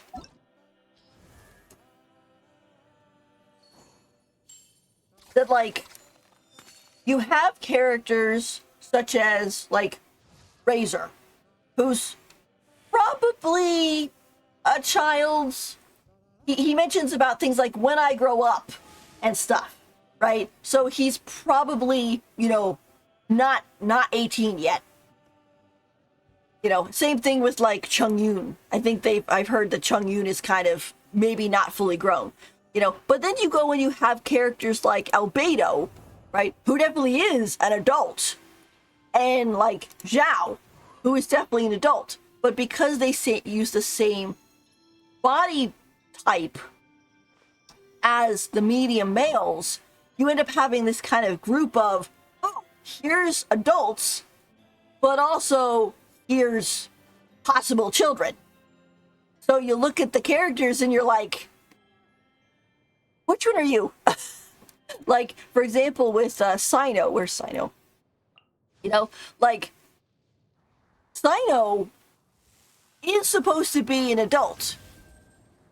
But when I look at him, my brain does not say so, especially since he kind of is very skinny. Not that that's a bad thing. I mean, people love Sino's design perfectly fine, and I don't have anything against his design. But, like, I wish that they had 3 guy models where it was like, okay, you had, you know, the tall male, and then you had the medium male, which would be on the small side. And then for the ones who are like, yes, they are definitely adults, but we don't want to make them tall males, have them somewhere in the middle. You know, to kind of give the signal of, oh yes, these are full-on adults, instead of trying to squish the same thing. It's basically what they did with the late girl models. You know, like, everybody can look at Klee and go, yes, Klee is underage. That is a girl, that is a baby. Oh, where are you? And she's a cute little daughter, right? And then you look at Sucrose, and it's like, okay, yeah, Sucrose is probably an adult. She has a job. She works with Albedo, yada, yada. And then, of course, Jean is definitely an adult because she's Jean. And she's the acting grandmaster, and she's super tall. Right? So it basically spreads it out a lot more easily. But because the males only have the 2 models, I mean, I know I have heard so many people basically taking the guy characters, like, where's it a good example?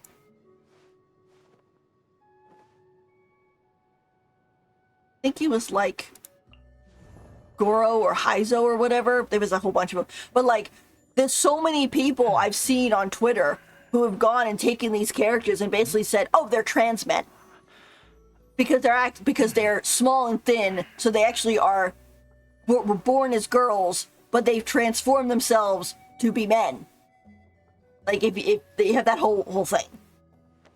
And not to get too much into it, but it's like, I think also too, the idea is supposed to be like, when you look at Klee is a cute little bomb addict. Yes, he is. I think also too, the whole point, because they come out with a lot of these. I counted it up the other day. The medium female model, there's like 90-ish characters, and about 36 of them are medium female model. So that's about over 1/3. 1/3 of all Genshin characters are this model. And I think about it, and I guess it's supposed to be that, like, I'm going to say, since people of, like, Chinese, Korean, Japanese, etc., are supposed to be more on the, in comparison to, like, Europeans, or, like, they're a little bit shorter, I think. And so it's like, these models are representing those people. Once you get into the taller models, it starts turning into, like, okay, yeah, these guys are, you know, bigger, cultured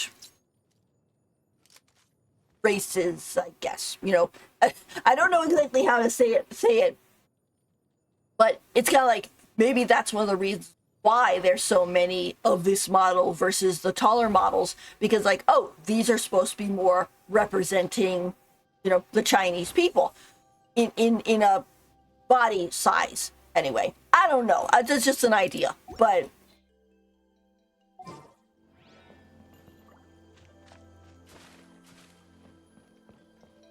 Also, I'm sure not all Chinese, Japanese, Korean, or otherwise people are short. But the thing is too is that even that days they're not technically short. They're just smaller in compared to, like, let's say some guy from Switzerland, you know, or however you want to put that. I'm trying not to sound like be misinterpreted. And again, I don't have anything against any of those people. So, during I play the game, I'm just trying to think about like, why is it this way? But again, they could also just be going into kind of the sew-in. Whoops! I hit the wrong button. I got so focused on it, I hit the wrong button. They could be leaning more into the idea of like, oh, the sew-in type of idea.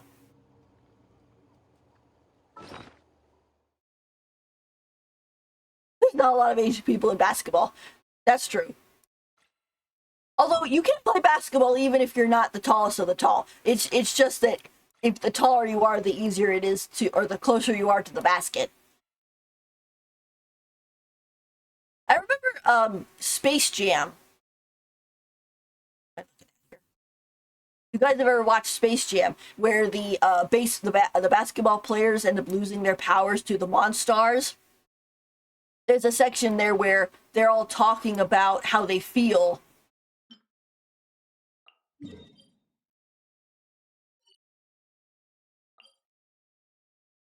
about losing their powers. Things where you gotta use it or lose it.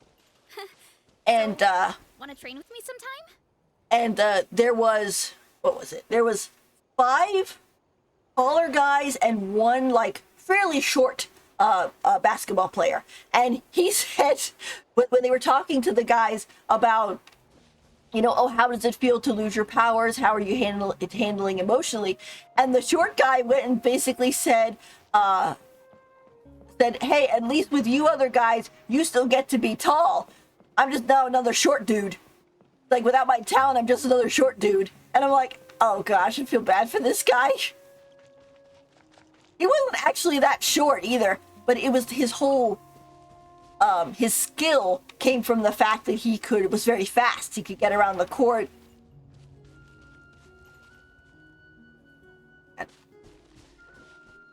He could get around the court and everything, so you don't have to be tall to play basketball. But, sorry, I don't mean to disturb you little guys. I just want the plants.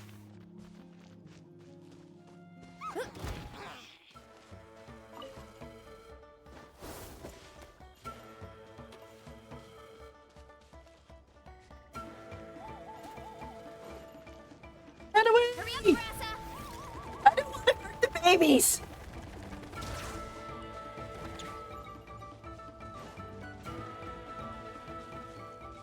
Ah. That guy just spawned right on top of me.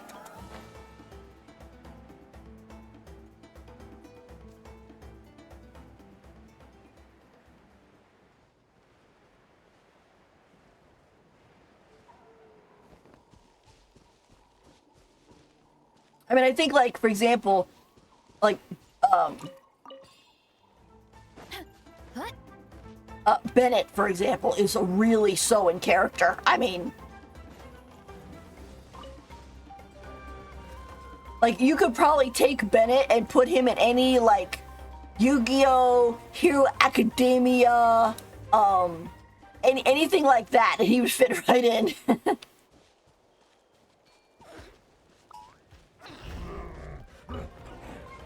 Burn me!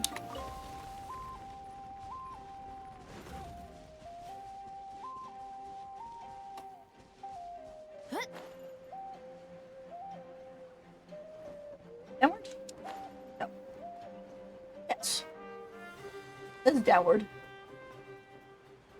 Say, if I just jumped down from having to climb up there. Yeah, this is why they need the Natlan characters, or at least the Saurians in Natlan. if you tried to play this game without using those and just be like, oh, I'm just gonna climb this rock face with Zhongli, you'd be there forever. You'd have to keep stopping and eating stamina food.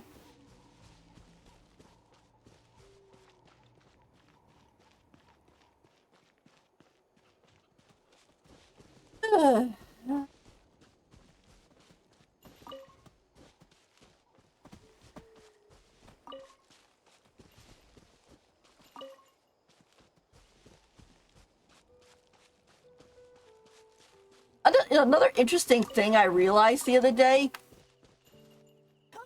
No, I guess it wouldn't matter.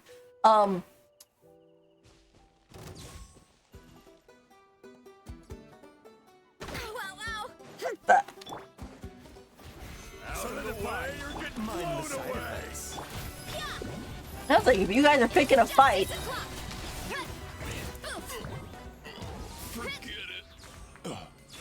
They were injured before they even got over here. And normally I would be like, ooh, I guess Farina's, assistance must have activated them, because that happens sometimes if you have those running. But I don't have Farina in my party. So that's not how it works.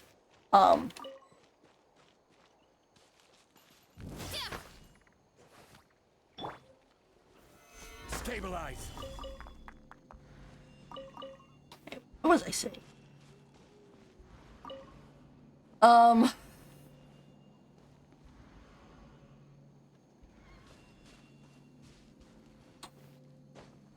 Lost track of what I was saying.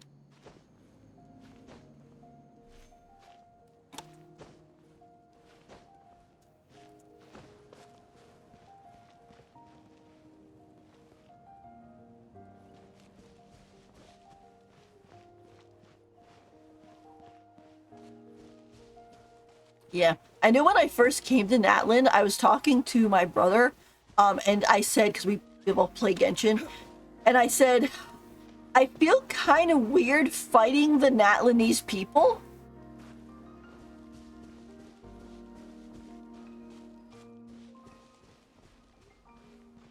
Is it?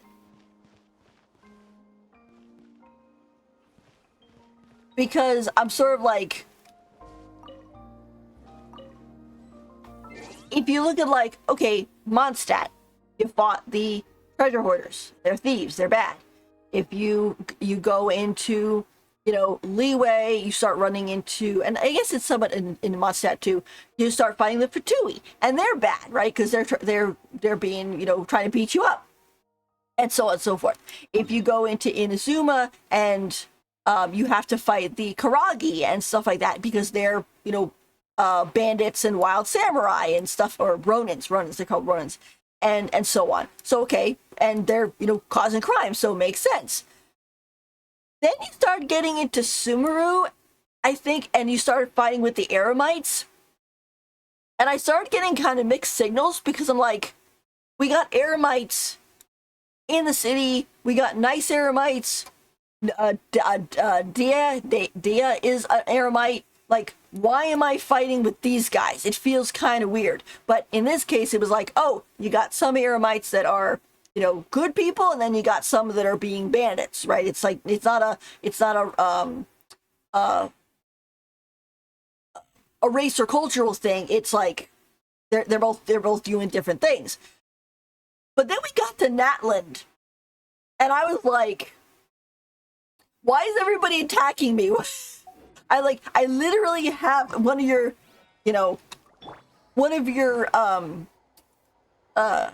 tribes members right here. Why are you attacking us?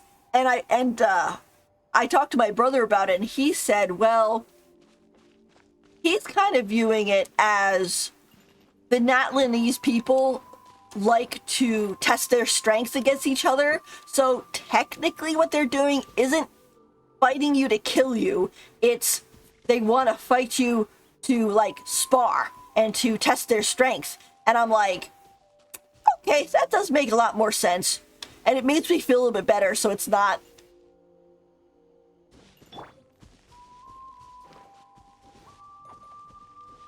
Go up this wall. it makes me feel better because I'm like, okay, I'm not beating up the native people. It's a dog-eat-dog world out there. Yes, that's true. That is true. Also, hi, Stressed Cookie. Nice to see you. Thank you for joining the stream. We're just kind of doing some Genshin as well as probably hitting some base in some other games today, if I ever stop talking. Let's... There it is. Right now we're going and collecting these, Saurian Claw succulents for Aoife. Because I was raising Aoife and he... Let's see where... He needs 60 of these and I had 15.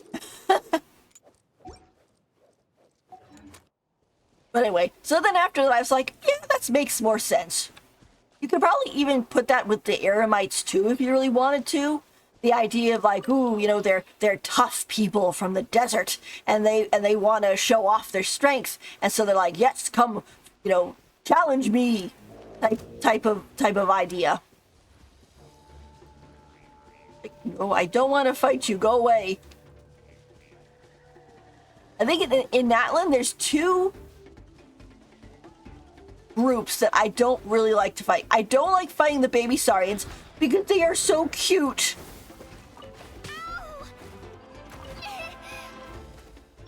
Why me? And I also don't like fighting the Wyob because they're a pain in the butt to fight.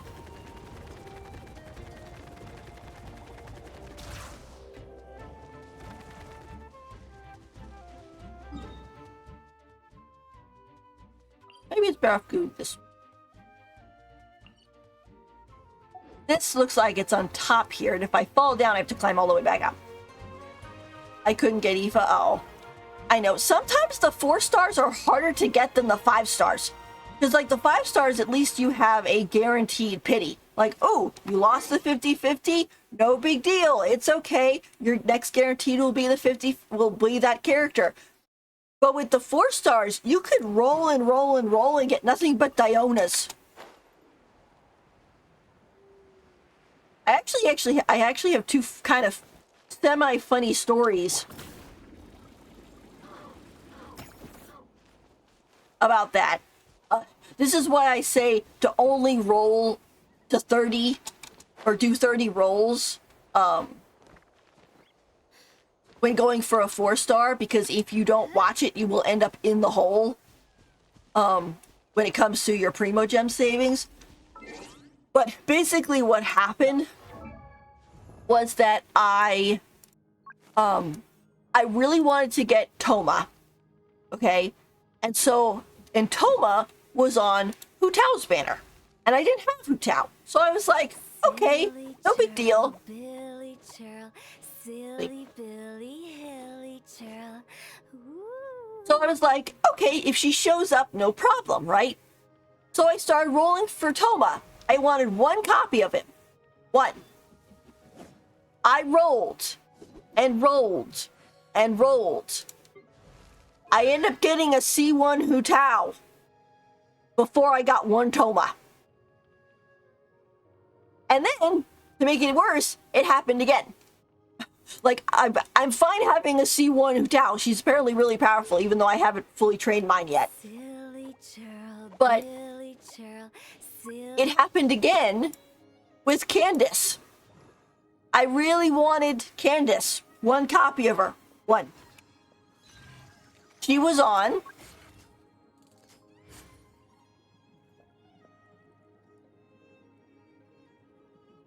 Cyno's banner, which, again, I did not have, and I would not be upset if I got it. Wasn't planning on rolling to pity for him, but I wanted Candace. I ended up getting a C1 Cyno before I got 1 Candace. And that's when I've decided, okay, yeah, I'm only gonna do like 30, maybe 40 pulls. That's a good enough chance to get a 4 star. And if you don't get them, they get put on the standard banner. They'll show up another time, or they'll be on a banner that you that you will be rolling on for the 5-star. In fact, I was so, like, not upset, but, like, how did this happen with both Sino and Hu Tao, that when Baizu came out, I wanted to try to make sure, because I'm a Baizu main, I wanted to make sure that I got him over C1 on his first banner, because it felt so weird to me that I had 2 limited characters that were C1, but my main was not going to be C1 or C2. So I think I pulled until I got C2 Baizu. Just so I could be like, because I'm not a big person who like C6s their limited 5 stars. It has to be really special to me in order to get constellations. Like, for example, my top 3 favorite Genshin characters are Baizu, Pantalone, and Ayato. Now, Pantalone, we don't have a guarantee if he's going to be playable. I hope he will be. He has a really cool story in the sense of, oh, he's a guy without a vision. He's been denied it for his whole life, that it turned him against Celestia and the gods. And how ironic would it be that he meets the Traveler and ends up having to, I don't know, like, I'm just kind of coming up with this story, but having it something like, oh, he is Doctori's business partner, and some shippers say more than that, but let's say that the Doctori was going to hurt the Traveler, or I guess you could say it's like, let's say that the Traveler meets up with Pantalone and something happens. Maybe the Traveler helps him, or they get to know each other, and he doesn't know that they're the Traveler or whatever. And then something happens and Doctori captures the Traveler and is really going to hurt them. And Pantalone makes the decision that, no, he can't let that happen, so he prevents Doctori from hurting the Traveler. And then, as kind of like thanks for that, and because his eyes are now open, that would be really ironic since he has his eyes closed a lot. His eyes are now open. He is gifted a vision.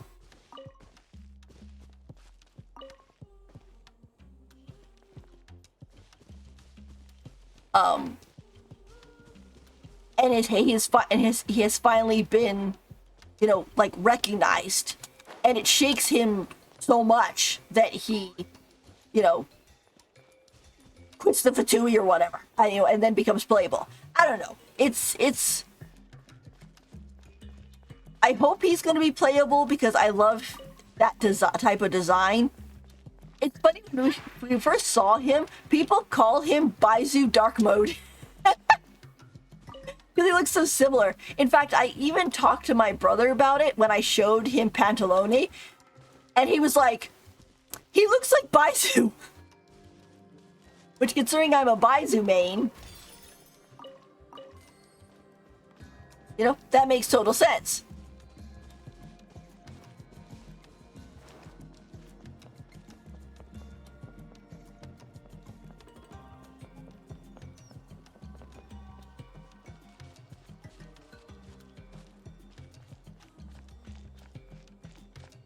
I think that's up there.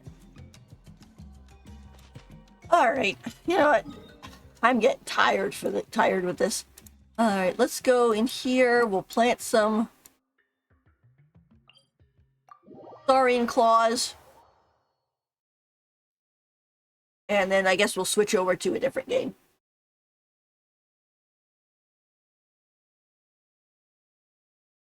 Thank you guys for being here. It's so much nicer when I have people to chat with. Alright, which one does the...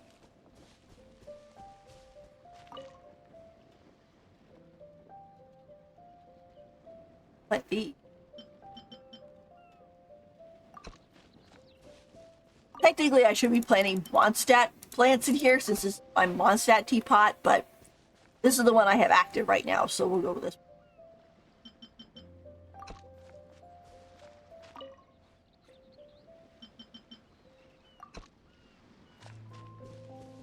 Have anything?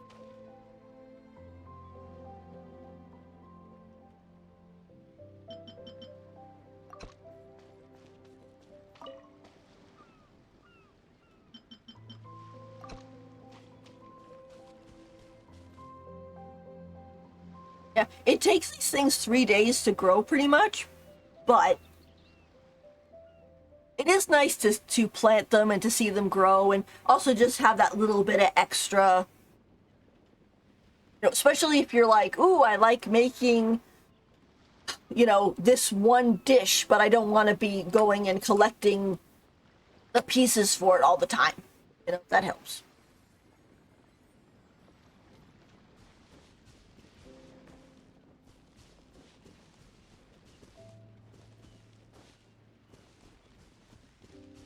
For anybody new, this is my Mondstadt teapot. I've actually had the teapot. I could actually do it from here too. Yeah, like these are all my teapots. I love the teapot. I love decorating in the teapot. I just find it really fun. If you were missing Aoife, I wouldn't be surprised if there was a lot of them. But so we got Liyue teapot, Mondstadt teapot, Inazuma, Sumeru, Fontaine, and of course Natlet. And for in this one, because the main story took place in Mondstadt for this patch. Next patch is kind of weird. Honestly, because it's like we're focusing on Skirk, and she apparently is kind of jumping around. Like, we meet her in Liyue, we go to Sumeru, so on and so forth. So I might base off which teapot I'm in for that patch by what the main event is. You're so excited for Skirk? Yeah, she does look pretty cool. We were talking about her earlier in the stream. She definitely got a nice update. Before, I could tell, like I said, I could tell what they were trying to do with her hair when she first showed up in Fontaine. They were trying to give like a little poofy bit to her hair, but they didn't shadow it enough originally, so it kind of just made her head look really long. However, they kind of fixed that now, so she looks like she's supposed to. But she's cool, yeah. I was telling the chat, I was telling Dogs and Dark Overdue before. I was telling them about how I don't really have enough to get a guaranteed Skirk. And with Node Cry coming up and possible, you know, Pantalone and Fatui and so on and so forth, and Varka, like, I might have to just do a Skirk rerun, since I don't have enough to guarantee her. But I'll have to see how I feel after I do her story quest. Like, if she really hits me and I'm like, wow, she's so cool, you know, and like, or and so on, then I'll probably try to roll for her. But anyway, but before we hop off Genshin, here's just a little tour of my teapot, because I like doing tours. So over there, that was the farming area. You also end up having this little village area. Aloy gets to hang out here because Aloy is very much was plopped in the game and kind of semi-forgot about, which is a bummer for her. But I do like her model and her design. She's really cute. And she's a good person. She's like, oh, make sure you take me with you, and so on. Also, too, she's our only crossover character that we ever got, which I hope in the future we get more.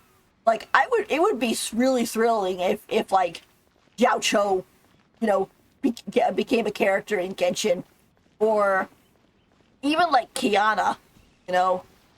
Like, I know they have their kind of like they're not XPs. Apparently XP has been being used wrong all this time. But like the version, right? How like A is basically a version of Mei, and so on. But you end up having the little village here.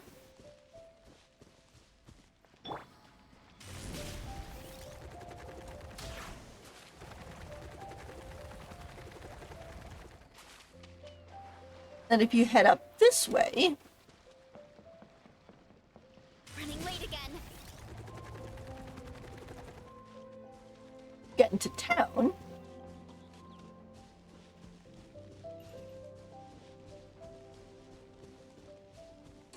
We end up having some windmills. We have the flower shop here. We have potions area. This is the bar. We got a nice little bar with Rosari hanging out. We have some more food stalls. Have basically just selling pottery and stuff like that. And then of course we have blacksmithing.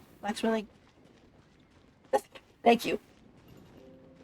Yeah, I like playing around with the teapot and making up the little areas and stuff. It just feels very homey and wholesome. Running late again. And then if we come up here,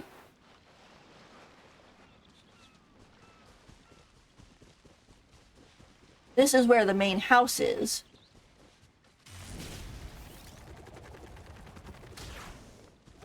Come through the gate here.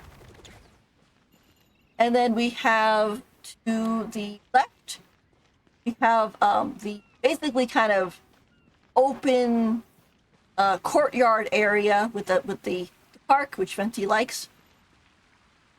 And then if we have the house here, I put some stuff on the second floors too. Let me pop up there. I probably should put in one of the bouncy ones, but come up here, sit and watch the clouds go by, kind of. And then if you come over here, or hop across this way, and we have another little area. This plant is supposed to be in a pot. That's the idea. So it's not just growing out of the porch. It's supposed to be in a pot. But you have that. Then we also have vineyard over here, which technically I should probably have put this by the farming area, but I like this vineyard. I think it looks really cool and very peaceful.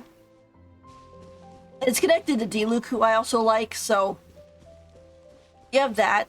And then I'll show you the inside of the house in a minute, but before I do that, let me hop down here. You do have a sense of an architect or related to it. Yeah, it's tree elevator. Yep. I don't know if you'd say architect, but it definitely is kind of a, oh, this looks good here, and I feel like this should fit here, and so on. So, and then this area, for the longest time, I didn't know what to do with this area. I was like, okay, it's super sandy. What am I supposed to put here? And I had to kind of tweak things a little bit and not only use Mondstadt stuff, because you only really have 2-ish buildings for Mondstadt, and they both really weren't very beachy themed. So I decided to go with the buildings from Watsumi Island. But you end up having quite a bit of, basically like Ocean City, Virginia Beach type of vibe, right? So like you can go and sit and watch the sunset with your dog. And then basically, once the sun sets, this is basically the boardwalk. Okay. Let's wait till the sun goes down. I could probably adjust it, but the sun's already setting. It won't take very long. But this is basically the boardwalk. So, hi puppy. Good boy.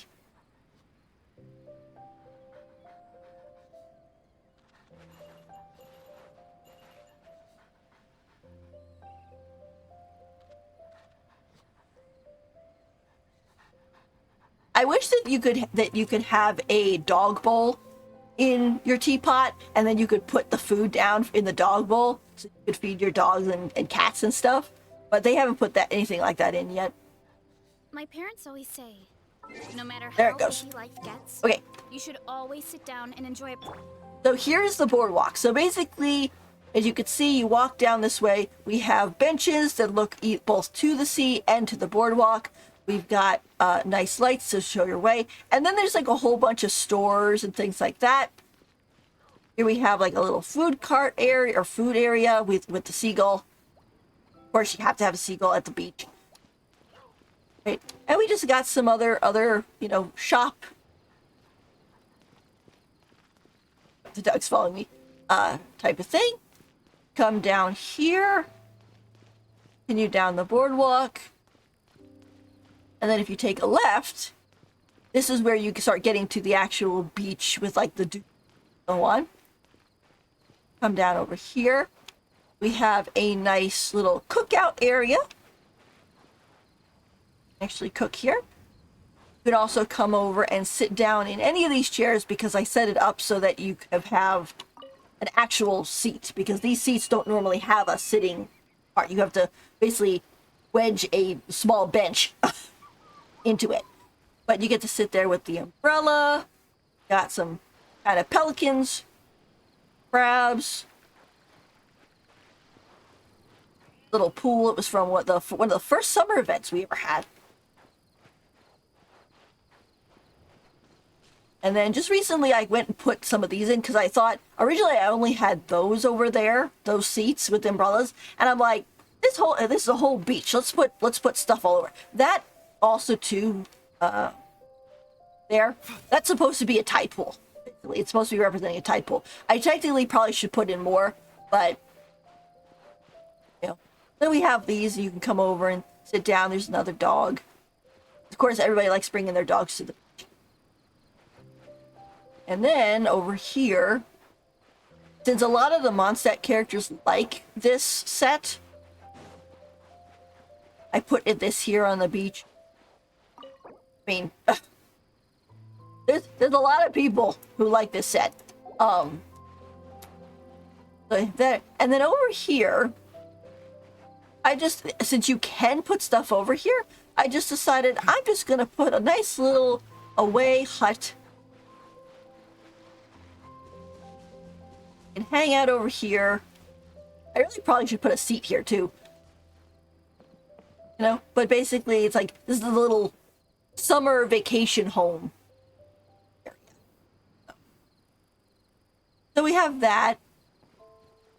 Then if we hop back to the house, I think I have the house. Sometimes I rearrange some stuff. So if you go in and if it's under construction, I apologize. I just forgot I had it under construction. But we enter here, and we have first off, we have the living room. We have a nice little room, fireplace. Over here we have Sucrose's study. My brother, his name is Blaze Nomad. He's also on Twitch. He plays Genshin, but he streams Arma. Occasionally, if you guys are interested in that. His main is Sucrose. He loves Sucrose, which is kind of funny because Baizu's my main, okay? Baizu and Sucrose look a lot alike in the sense that they both have glasses, they both have green hair, they both end up having gold eyes. Although Baizu's eyes are from Changli, or Changsheng, excuse me, Changsheng, but still. But it's ironic because Baizu probably is older than Sucrose. When on the road, one should... And I am the older sibling to my brother. So I am maining the male character, and he is maining the female character. But Sucrose is still younger than Baizu. Although my brother is taller than me because we are both adults, so he is taller than me because he's a guy. But it is just so funny how that worked out. So it's just really funny how that worked out. So you got a little thing there for Sucrose. Then we have our little dining room area. there's a little like extra table over here just to kind of fill this space up. And if you go this way, this is the traveler's bedroom. So we end up having kind of like nice stuff. You know, some keepsakes and a nice bed and stuff on the walls. I hope they put more hangout events so we can get the pictures. Because they kind of stopped doing that, and there's some characters I think that really deserve hangout events, like Candace, for example, just to kind of fill them out some more. But we have the nice little bedroom there. And then if we go back this way, we end up having the kitchen, which ends up including, you know, a little kind of kitchen table, counter, etc. This is another one of those places where you can invite and like lots of people like it. Have that. What's the cat? I don't think I had a cat in this room. Maybe they're upstairs. And then over here we got Jean's office. So she gets a nice little office all to herself. I think, yeah, it's her and Lisa. Yeah, all these characters like it, but I think when you talk to Jean about this, when you invite her, she's like, "Did you make this just for me?" And I was like, "Yes, Jean, I did. Love you." And then if you go upstairs, this one might be more under construction. Oh, here's the kitties. Hi. Oh. We have this in the corner. This is the, oh, you can pet the cats. We also have our special puppy, Numa. We have kind of like a little library area, sorts. If you go into this room, this is kind of like another bedroom. It's not really anything specific, but it's kind of like, oh, okay, some, you know, nice little bedroom, books you can work at, so on and so forth. And then, since I am a Baizu main,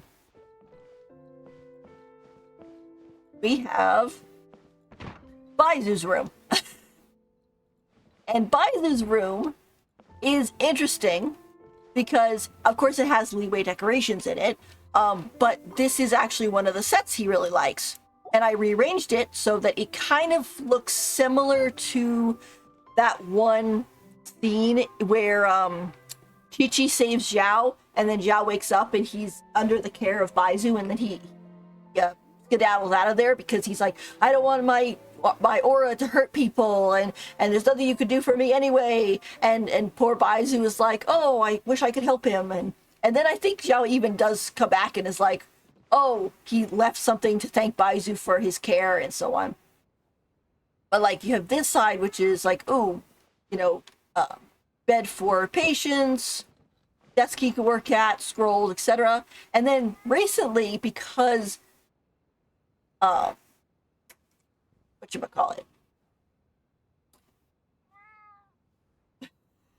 I'm surprised that cat's meow. I can hear the cat meowing over here. Because they up the load amount for rooms, I was able to actually fill in this area. So this area kind of is the sort of back room, kind of Chenyu Vale type of thing. So it's the idea of Baizu can sit here and have some nice tea and relax. So there you go. I actually have this set up in every one of my teapots. Be like, hey, I'm a Baizu main. He gets the room all to himself. He is here every single time. I might... Yes, hi, kitty. I love you too. I actually do have cats in real life. And I love them very much. They're so sweet and fuzzy. I love them. Anyway. So there you go. So that is the tour of the Mondstadt house. If you guys come for other streams while I have the other teapot, I can give you the tour for that one, for those two. Like I said, I've decorated every single one of them. And every once in a while, I will do some rearranging, especially if we have an event where they give us new furnishings for that specific event, and so on. Oh, Hail of the Teapot. It's very cute compared to mine. Just a bunch of buildings, lol. One good tip, okay, I found with this, and let me leave the mansion for this. One of the things that helps kind of construct a nice teapot is if you go into the outdoor sets and you go into these, and you probably might already do this, so if you do, kind of ignore me, but basically you go to these outdoor sets and it's like, oh, these characters like these sets. So what you do is you take the set, plop it down, and then you basically can rearrange it however you want to make way for roads, other buildings, so on and so forth.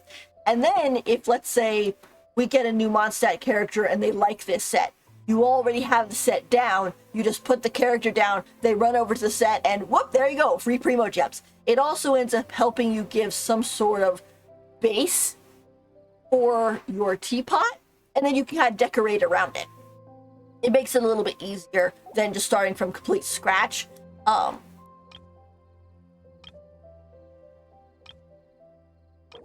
Like, also too, like, some of them you can even, like, piece together. Like, let me hang on a second. I might be able to show you a version of that, what I'm talking about. Gotta switch over, though. I can't remember if I had this one teapot under construction or if I finished it. I rearrange this one all the time.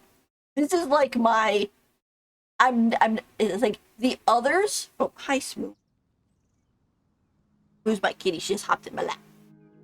The others are, Mondstadt themed, Leeway themed, Inazuma themed, etc. And this one is just kind of a everybody, everywhere themed. Okay, so this is the where the creativity really comes out. But like basically, like here you have the main house with with the main gate and everything, and then I put in the hot springs because I really like hot tubs and being able to rest in hot water and stuff. I think it's nice. Have like this. Now, let's double check real quick here.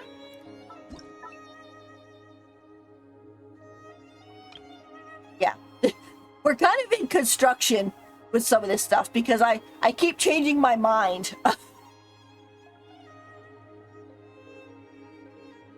I keep changing my mind on what I want to do with it.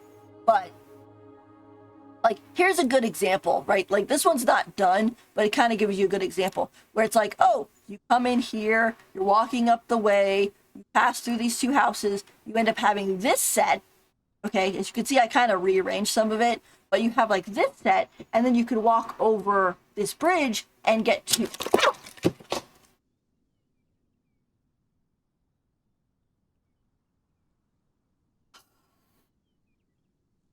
My cat jumped off my lap, hit my headphones, and they shattered into pieces. Give me 1 second, please. I will be right back.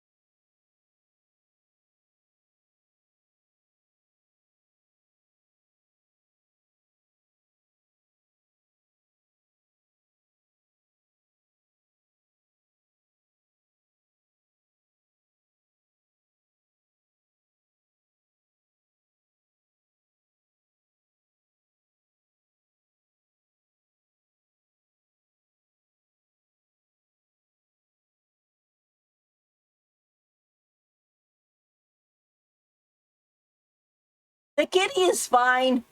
She just jumped off the lap and got caught on the wire. The headphones are more damaged than she is, for sure. But hopefully I can pop them back together.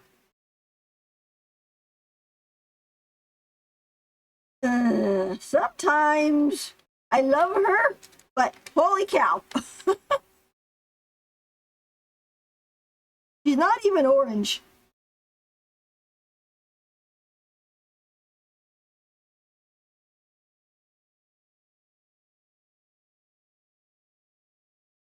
Go in, please.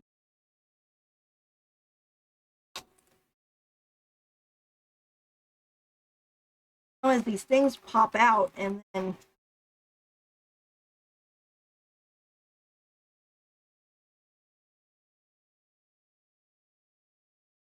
they still work.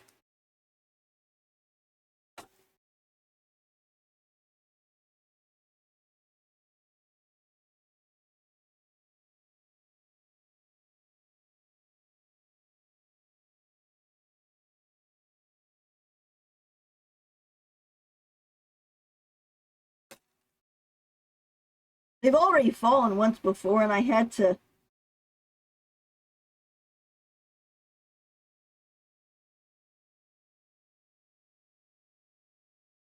They are.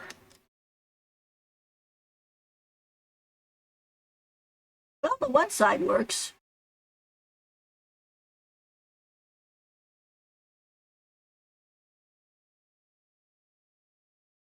I think the other side.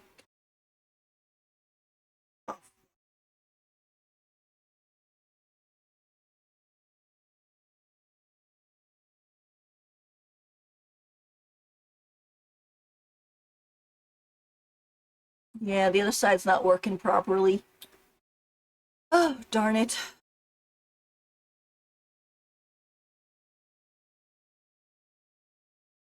Let me see if I can find my spare headphone.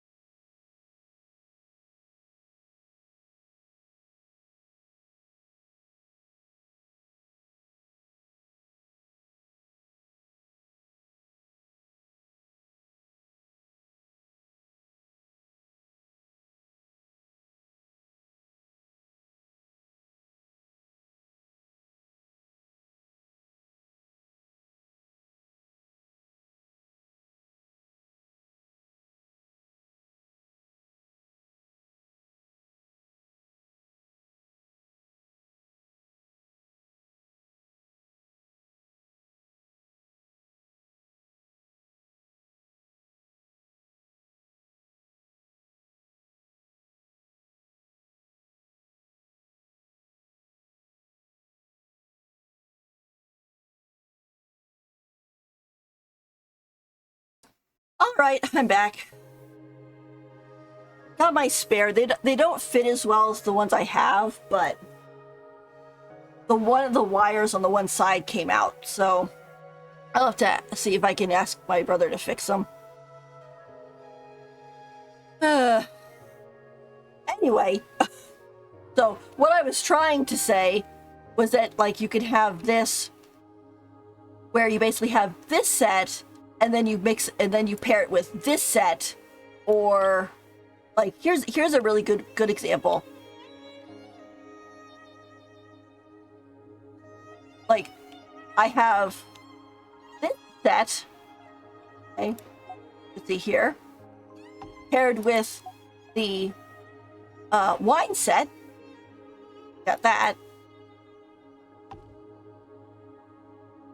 And then you have, so basically you have a nice little road down here till you get to the little farm area. And then since this is kind of representing Chen Yu Vale, you come down here. You can stop at the little,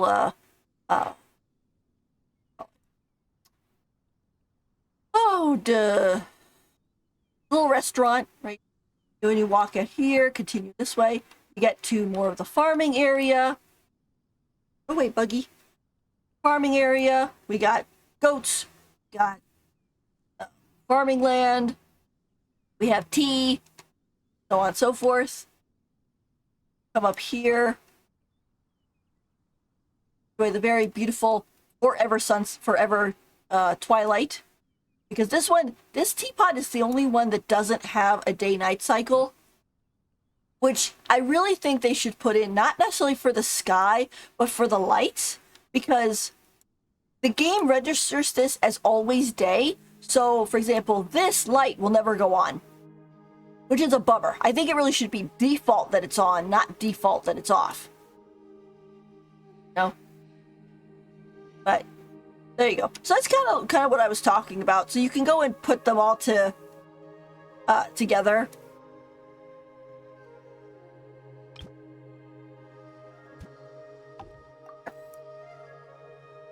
I think a lot of it too is just like eyeballing it. Like, for example, like what I just did. I was like looking at it from this angle and I was like, it could use something right there.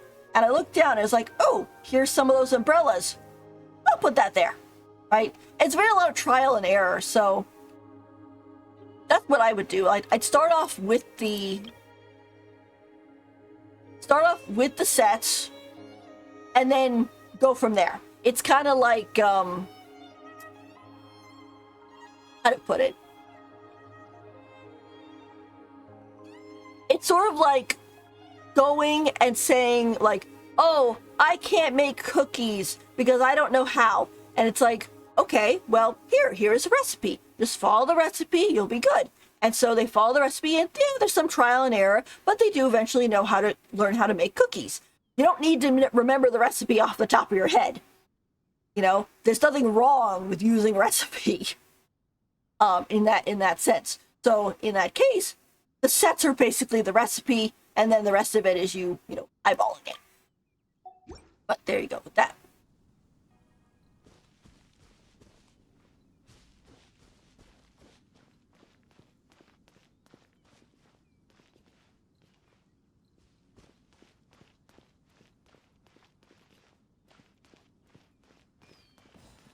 Like I said, this one is still a little bit under construction. It's one of those, ooh, when a set comes out that I really like, I put it here. I've been jumping around with this one. Because I keep changing my mind. Like at first it was like, ooh, I want to put the, you know, sets of all the characters that I, of like, oh, my top characters that I like from each region. So like,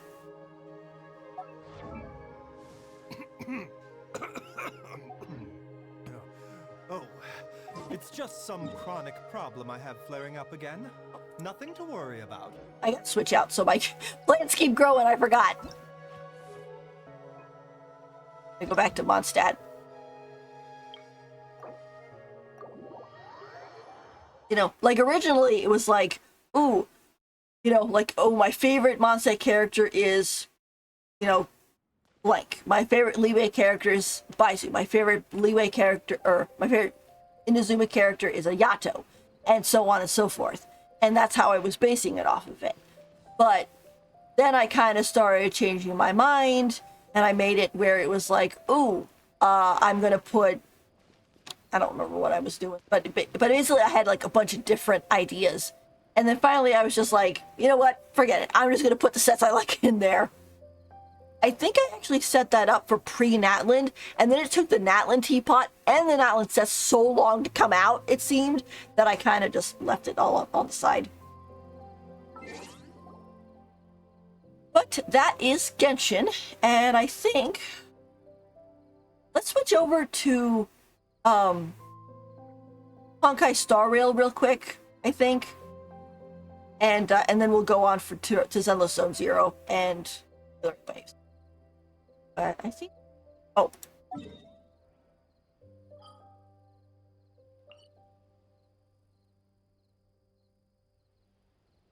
I'm gonna put. That's another kind of important thing, is always make sure you log out in a safe area. Because if you accidentally log yourself out where, like, there were enemies, you will come back in and the enemies will have respawned,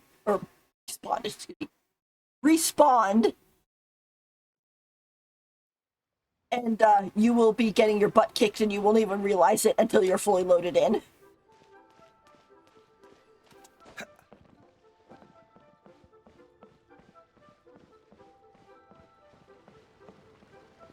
It's also good to be in, like, a town or something so you don't get hit by lightning.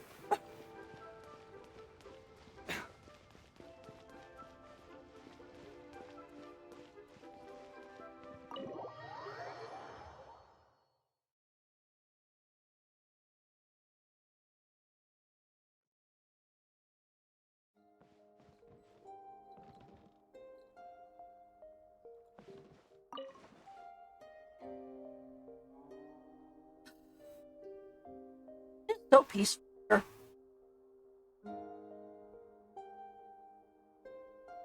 Honestly, I think my favorite area might be Chenyu Vale. Just because it is so beautiful and peaceful looking. It's this little beautiful light green and blues. It's really pretty. But anyway. Alright, let's hop over here while I switch games. I'm very proud of this. I made this area today. So not only can you see, are you going to be able to see the chat if you guys talk, you're sitting in the little chair over here. You get to sit there. And then we have the there you go, see? Exactly. So you get to be in the chair. But we got our little teapot and tea. Like I said, I'm not a super big tea drinker. I'm more of a hot cocoa person. But tea is pretty good. And also, I like how it looks. So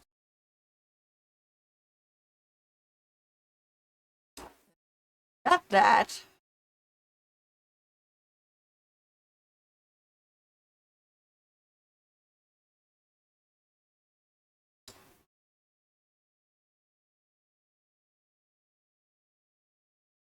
For me, Honkai Star Rail is a lot of auto fighting. I let it just kind of go.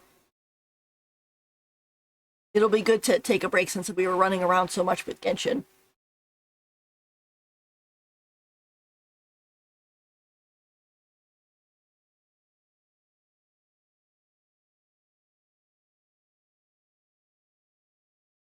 Might need to adjust the sound.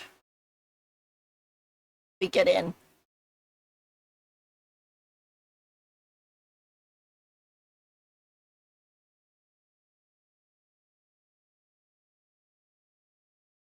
Oh. Yeah, that is a problem. Oh, you only recently came back to get in. That's okay. I've seen people do that. I know in the early days when I was playing Genshin, because I started Genshin about 15 days after launch, because I didn't realize it existed originally. So what happened with that was I started the game and I liked it so much, and also was during the pandemic, so it was like you couldn't go anywhere. So I started playing it with it, and I have played it every day. I think I missed maybe 1 or 2 days because I was out of my home and didn't have access to my computer.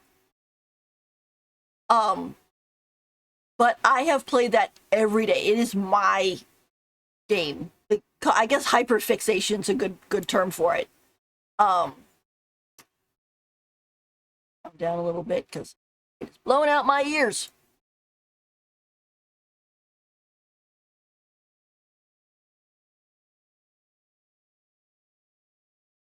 This will probably be good. All right, let me just hop over. We're gonna blank because I have to switch our rail. Go. So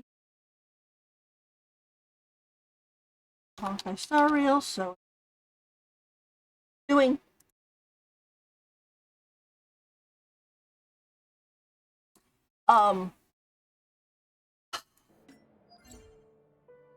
Yeah, anyway, and so I know in the early days, I saw, because I was like, I played it every day, I was fine, it wasn't wearing me out or anything, and then I started seeing people going and talking about how they were burned out.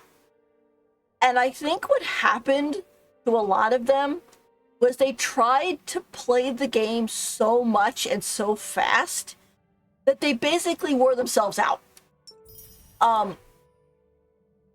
For example, in the early days, I didn't use all my resin. I would go in, I would do my dailies, I'd explore a little bit, I'd have fun, and then I would take a break. You know, I would get off. It'd be like, okay, I don't need to use my resin. I don't need to do that. Also, I didn't drive myself crazy with artifact grinding. I think that's another issue that you have, that in my mind, getting the correct artifact with the correct main stats is good enough. Once you start really going into the whole, like, sub-stats and stuff like that, you will drive yourself crazy. So...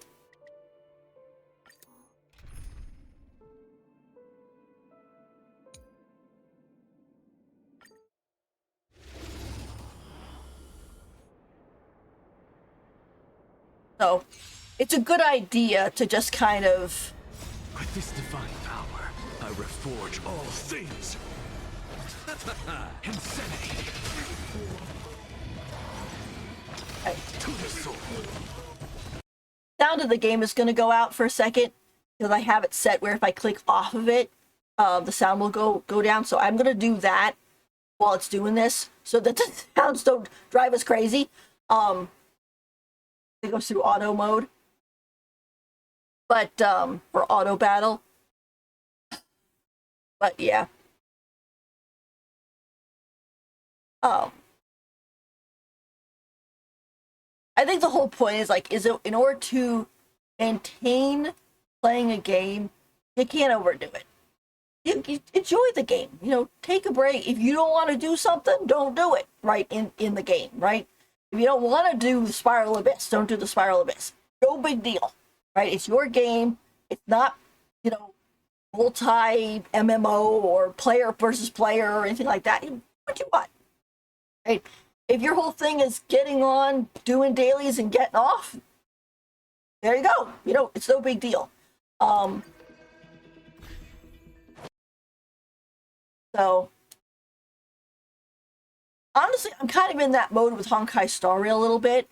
The story has made me very sad. And so I'm kind of... I mean, I'm still doing events, and I'm still, you know, getting on and doing the dailies and stuff like that. But I'm kind of leaning back, waiting to see how they're gonna handle the whole thing. Because, like, right now... I mean, the latest storyline for the patch, everybody's dead. Like, they even killed Mighty. And he was supposed to be immortal. So, it's like, And it feels very strange to me. So, I mean, the only thing I could think of is that they're going to do, since it's on a loop, the characters are technically fine, and the whole cycle is going to start again. And nobody's going to remember except Finon and you, and the Trailblazer and Dong Heng, because the Trailblazers and Dong Heng are outsiders.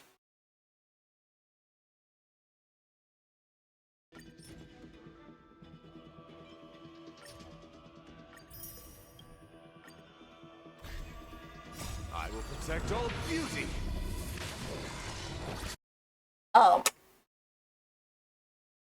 And so they might not be affected by Amphorius like other characters, like Anaxa, for example. So if that's how it is, and we do kind of we're going through the loop again, and we have the opportunity to help Finon save everybody, then that'll be good. But if they leave the area basically dead by the time we leave, it's gonna feel weird. It's kind of like what happened with Penacony in a way. Because if you really start looking at the characters who are native to Penacony, you had 4. 2 of them are dead or vanished, being Gallagher and Misha. Robin is kind of there, but she also had mentioned that she's gonna go, travel and stuff like that and learn to sing again. So she's probably not there. And of course, Sunday's with us. So you basically left Penacony without any playable characters, because for the rest of them, Acheron, Sparkle, Boot Hill, they're just passing through. It's like, unlike, for example, the Xianshou Luofu or Bellabog, those have like actual civilizations. I mean, I should say Penacony is civilizations too, but it's like we got to know the characters of those planets, not just oh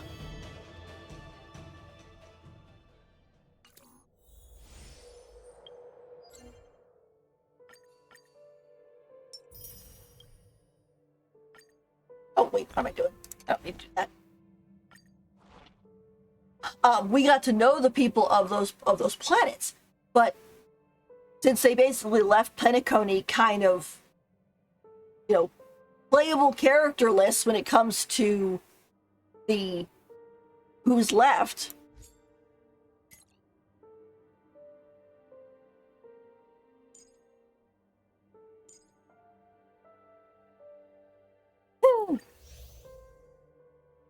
My shipper brain just went, they can go on a date. How cute.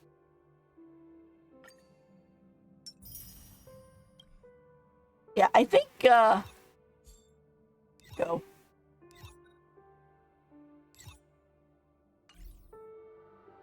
Goddess. Yeah. It's like on these trips we have Foxians with pink tails, possibly trying to kill each other, fighting / possibly shipping. These guys don't really make a lot of sense, honestly. And this is redheads.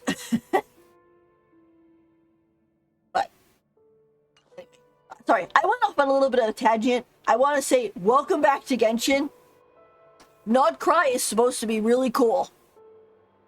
So we have that to look forward to. Honestly, I think MiHoYo is better off when they're making areas to focus on like 1 or 2 regions or inspiration. Oh, go away. You broke my headphones. That's wet food. I'll give it to her later when I take a break. But they broke my headphones. Not on purpose, but still, they're broken.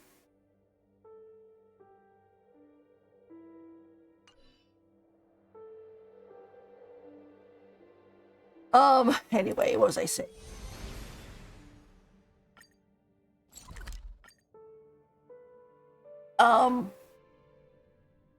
Yeah, so like, for example, if you look at like Mondstadt, Liyue, Inazuma, they have like a really solid base. But when you get more than 1 or 2 regions, they start kind of not losing track, but like when Sumeru came out, some people weren't too thrilled with Sumeru because there's just so much stuff. It's like, oh, here is a forest that is representing India. Oh, here are characters that are representing Persia.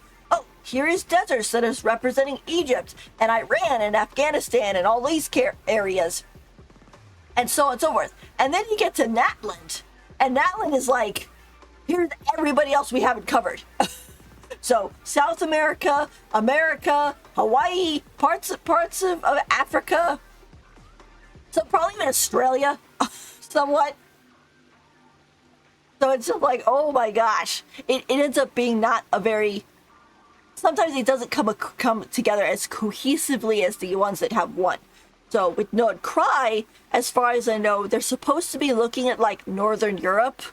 So like Celtic, Norse type of vibe. So that should be pretty good. I'm interested in finally seeing Varka. Anyway. Alright, let's do some racing.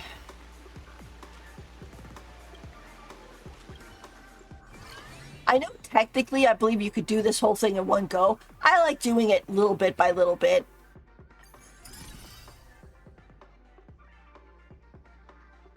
Baglu's high-speed downhill sections. Adjust your direction in advance to avoid running off the course. Oh, whoops. Let's see.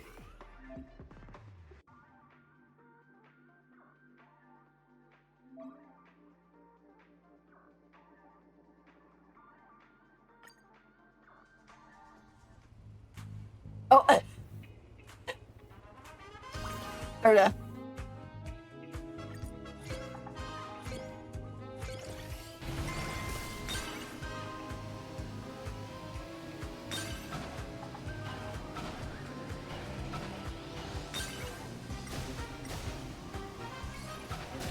Oh shoot, I can't shoot him. Ah.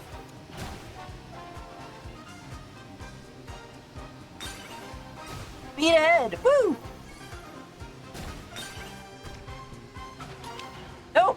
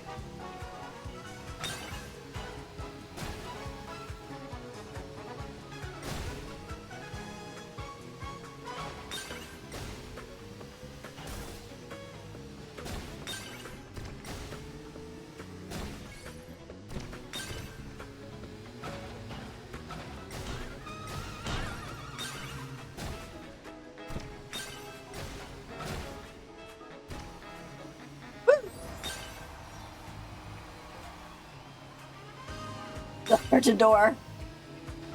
Abbreviated. That's pretty good.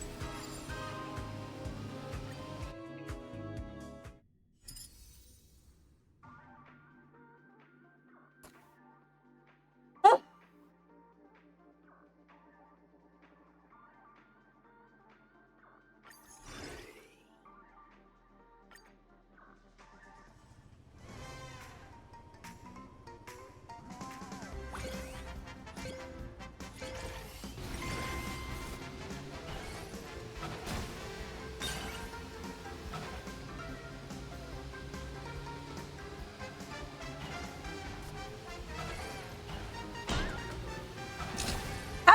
How did I hit him?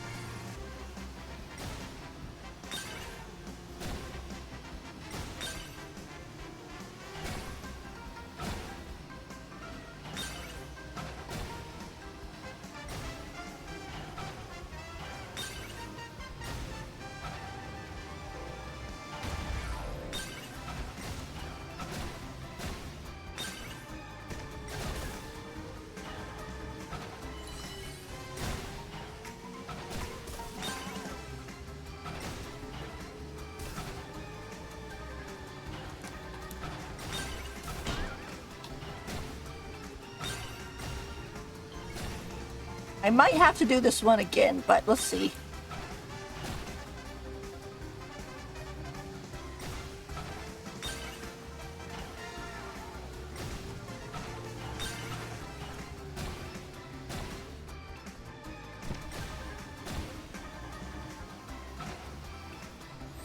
Oh, there you go. Intellerons don't need brakes.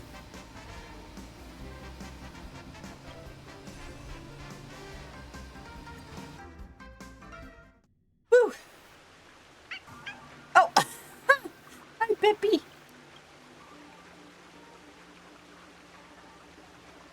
Peppy's driving! Huh? Huh? Freshly customized for Peppy. Of course it was.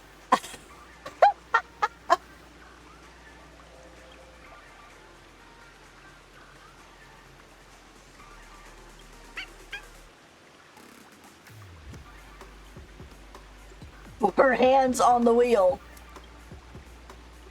Didn't expect to run into you two here. Famous hacker strong-armed me into joining the tournament. Any intel in the next race?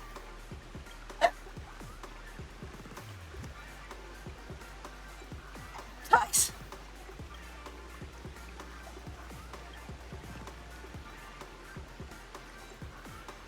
The committee eventually didn't want Peppy to race. I can understand why. Thank you for the stream. Thank you, Stress Cookie. Thank you so much for coming. I hope you have a good rest of your day, or a good night if you are going to bed. Thank you so much for coming. Bye.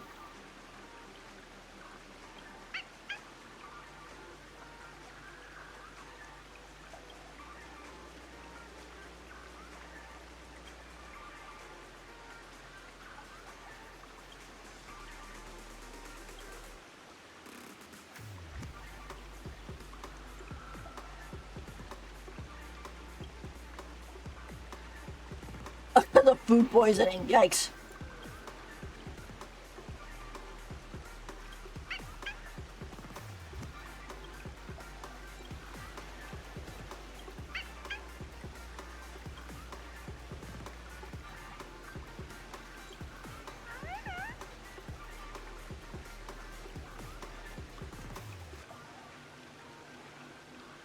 Hit the panic button if things get ugly. And don't talk to strangers or eat suspicious snacks. Yes, sir. It guzzles fuel.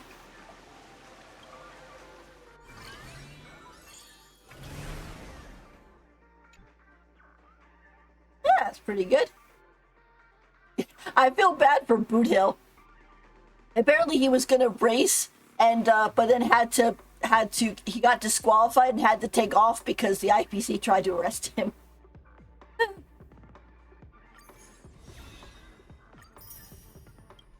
Right, yes, another. Goddess of Dream. Yeah. Just to go into this one a little bit.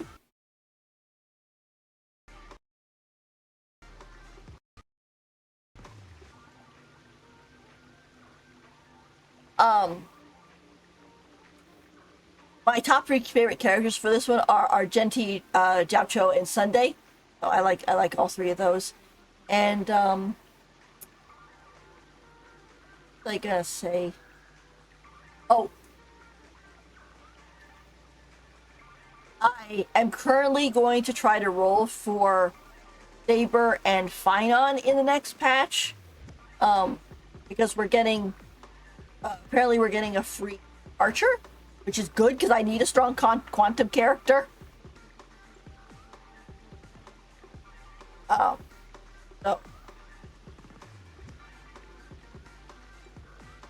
that's really pretty good. Alrighty.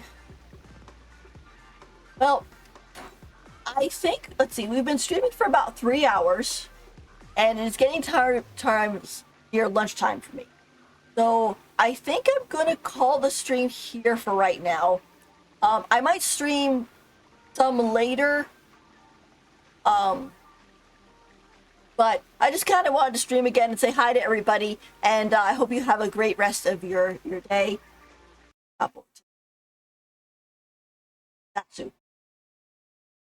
So, like I said, thank you guys so much for coming. I hope you have a great rest of the day, and I hope to see you other time. I want to stream more because, like I said, I took a long break from it, and I do enjoy streaming and talking and to you guys and so on.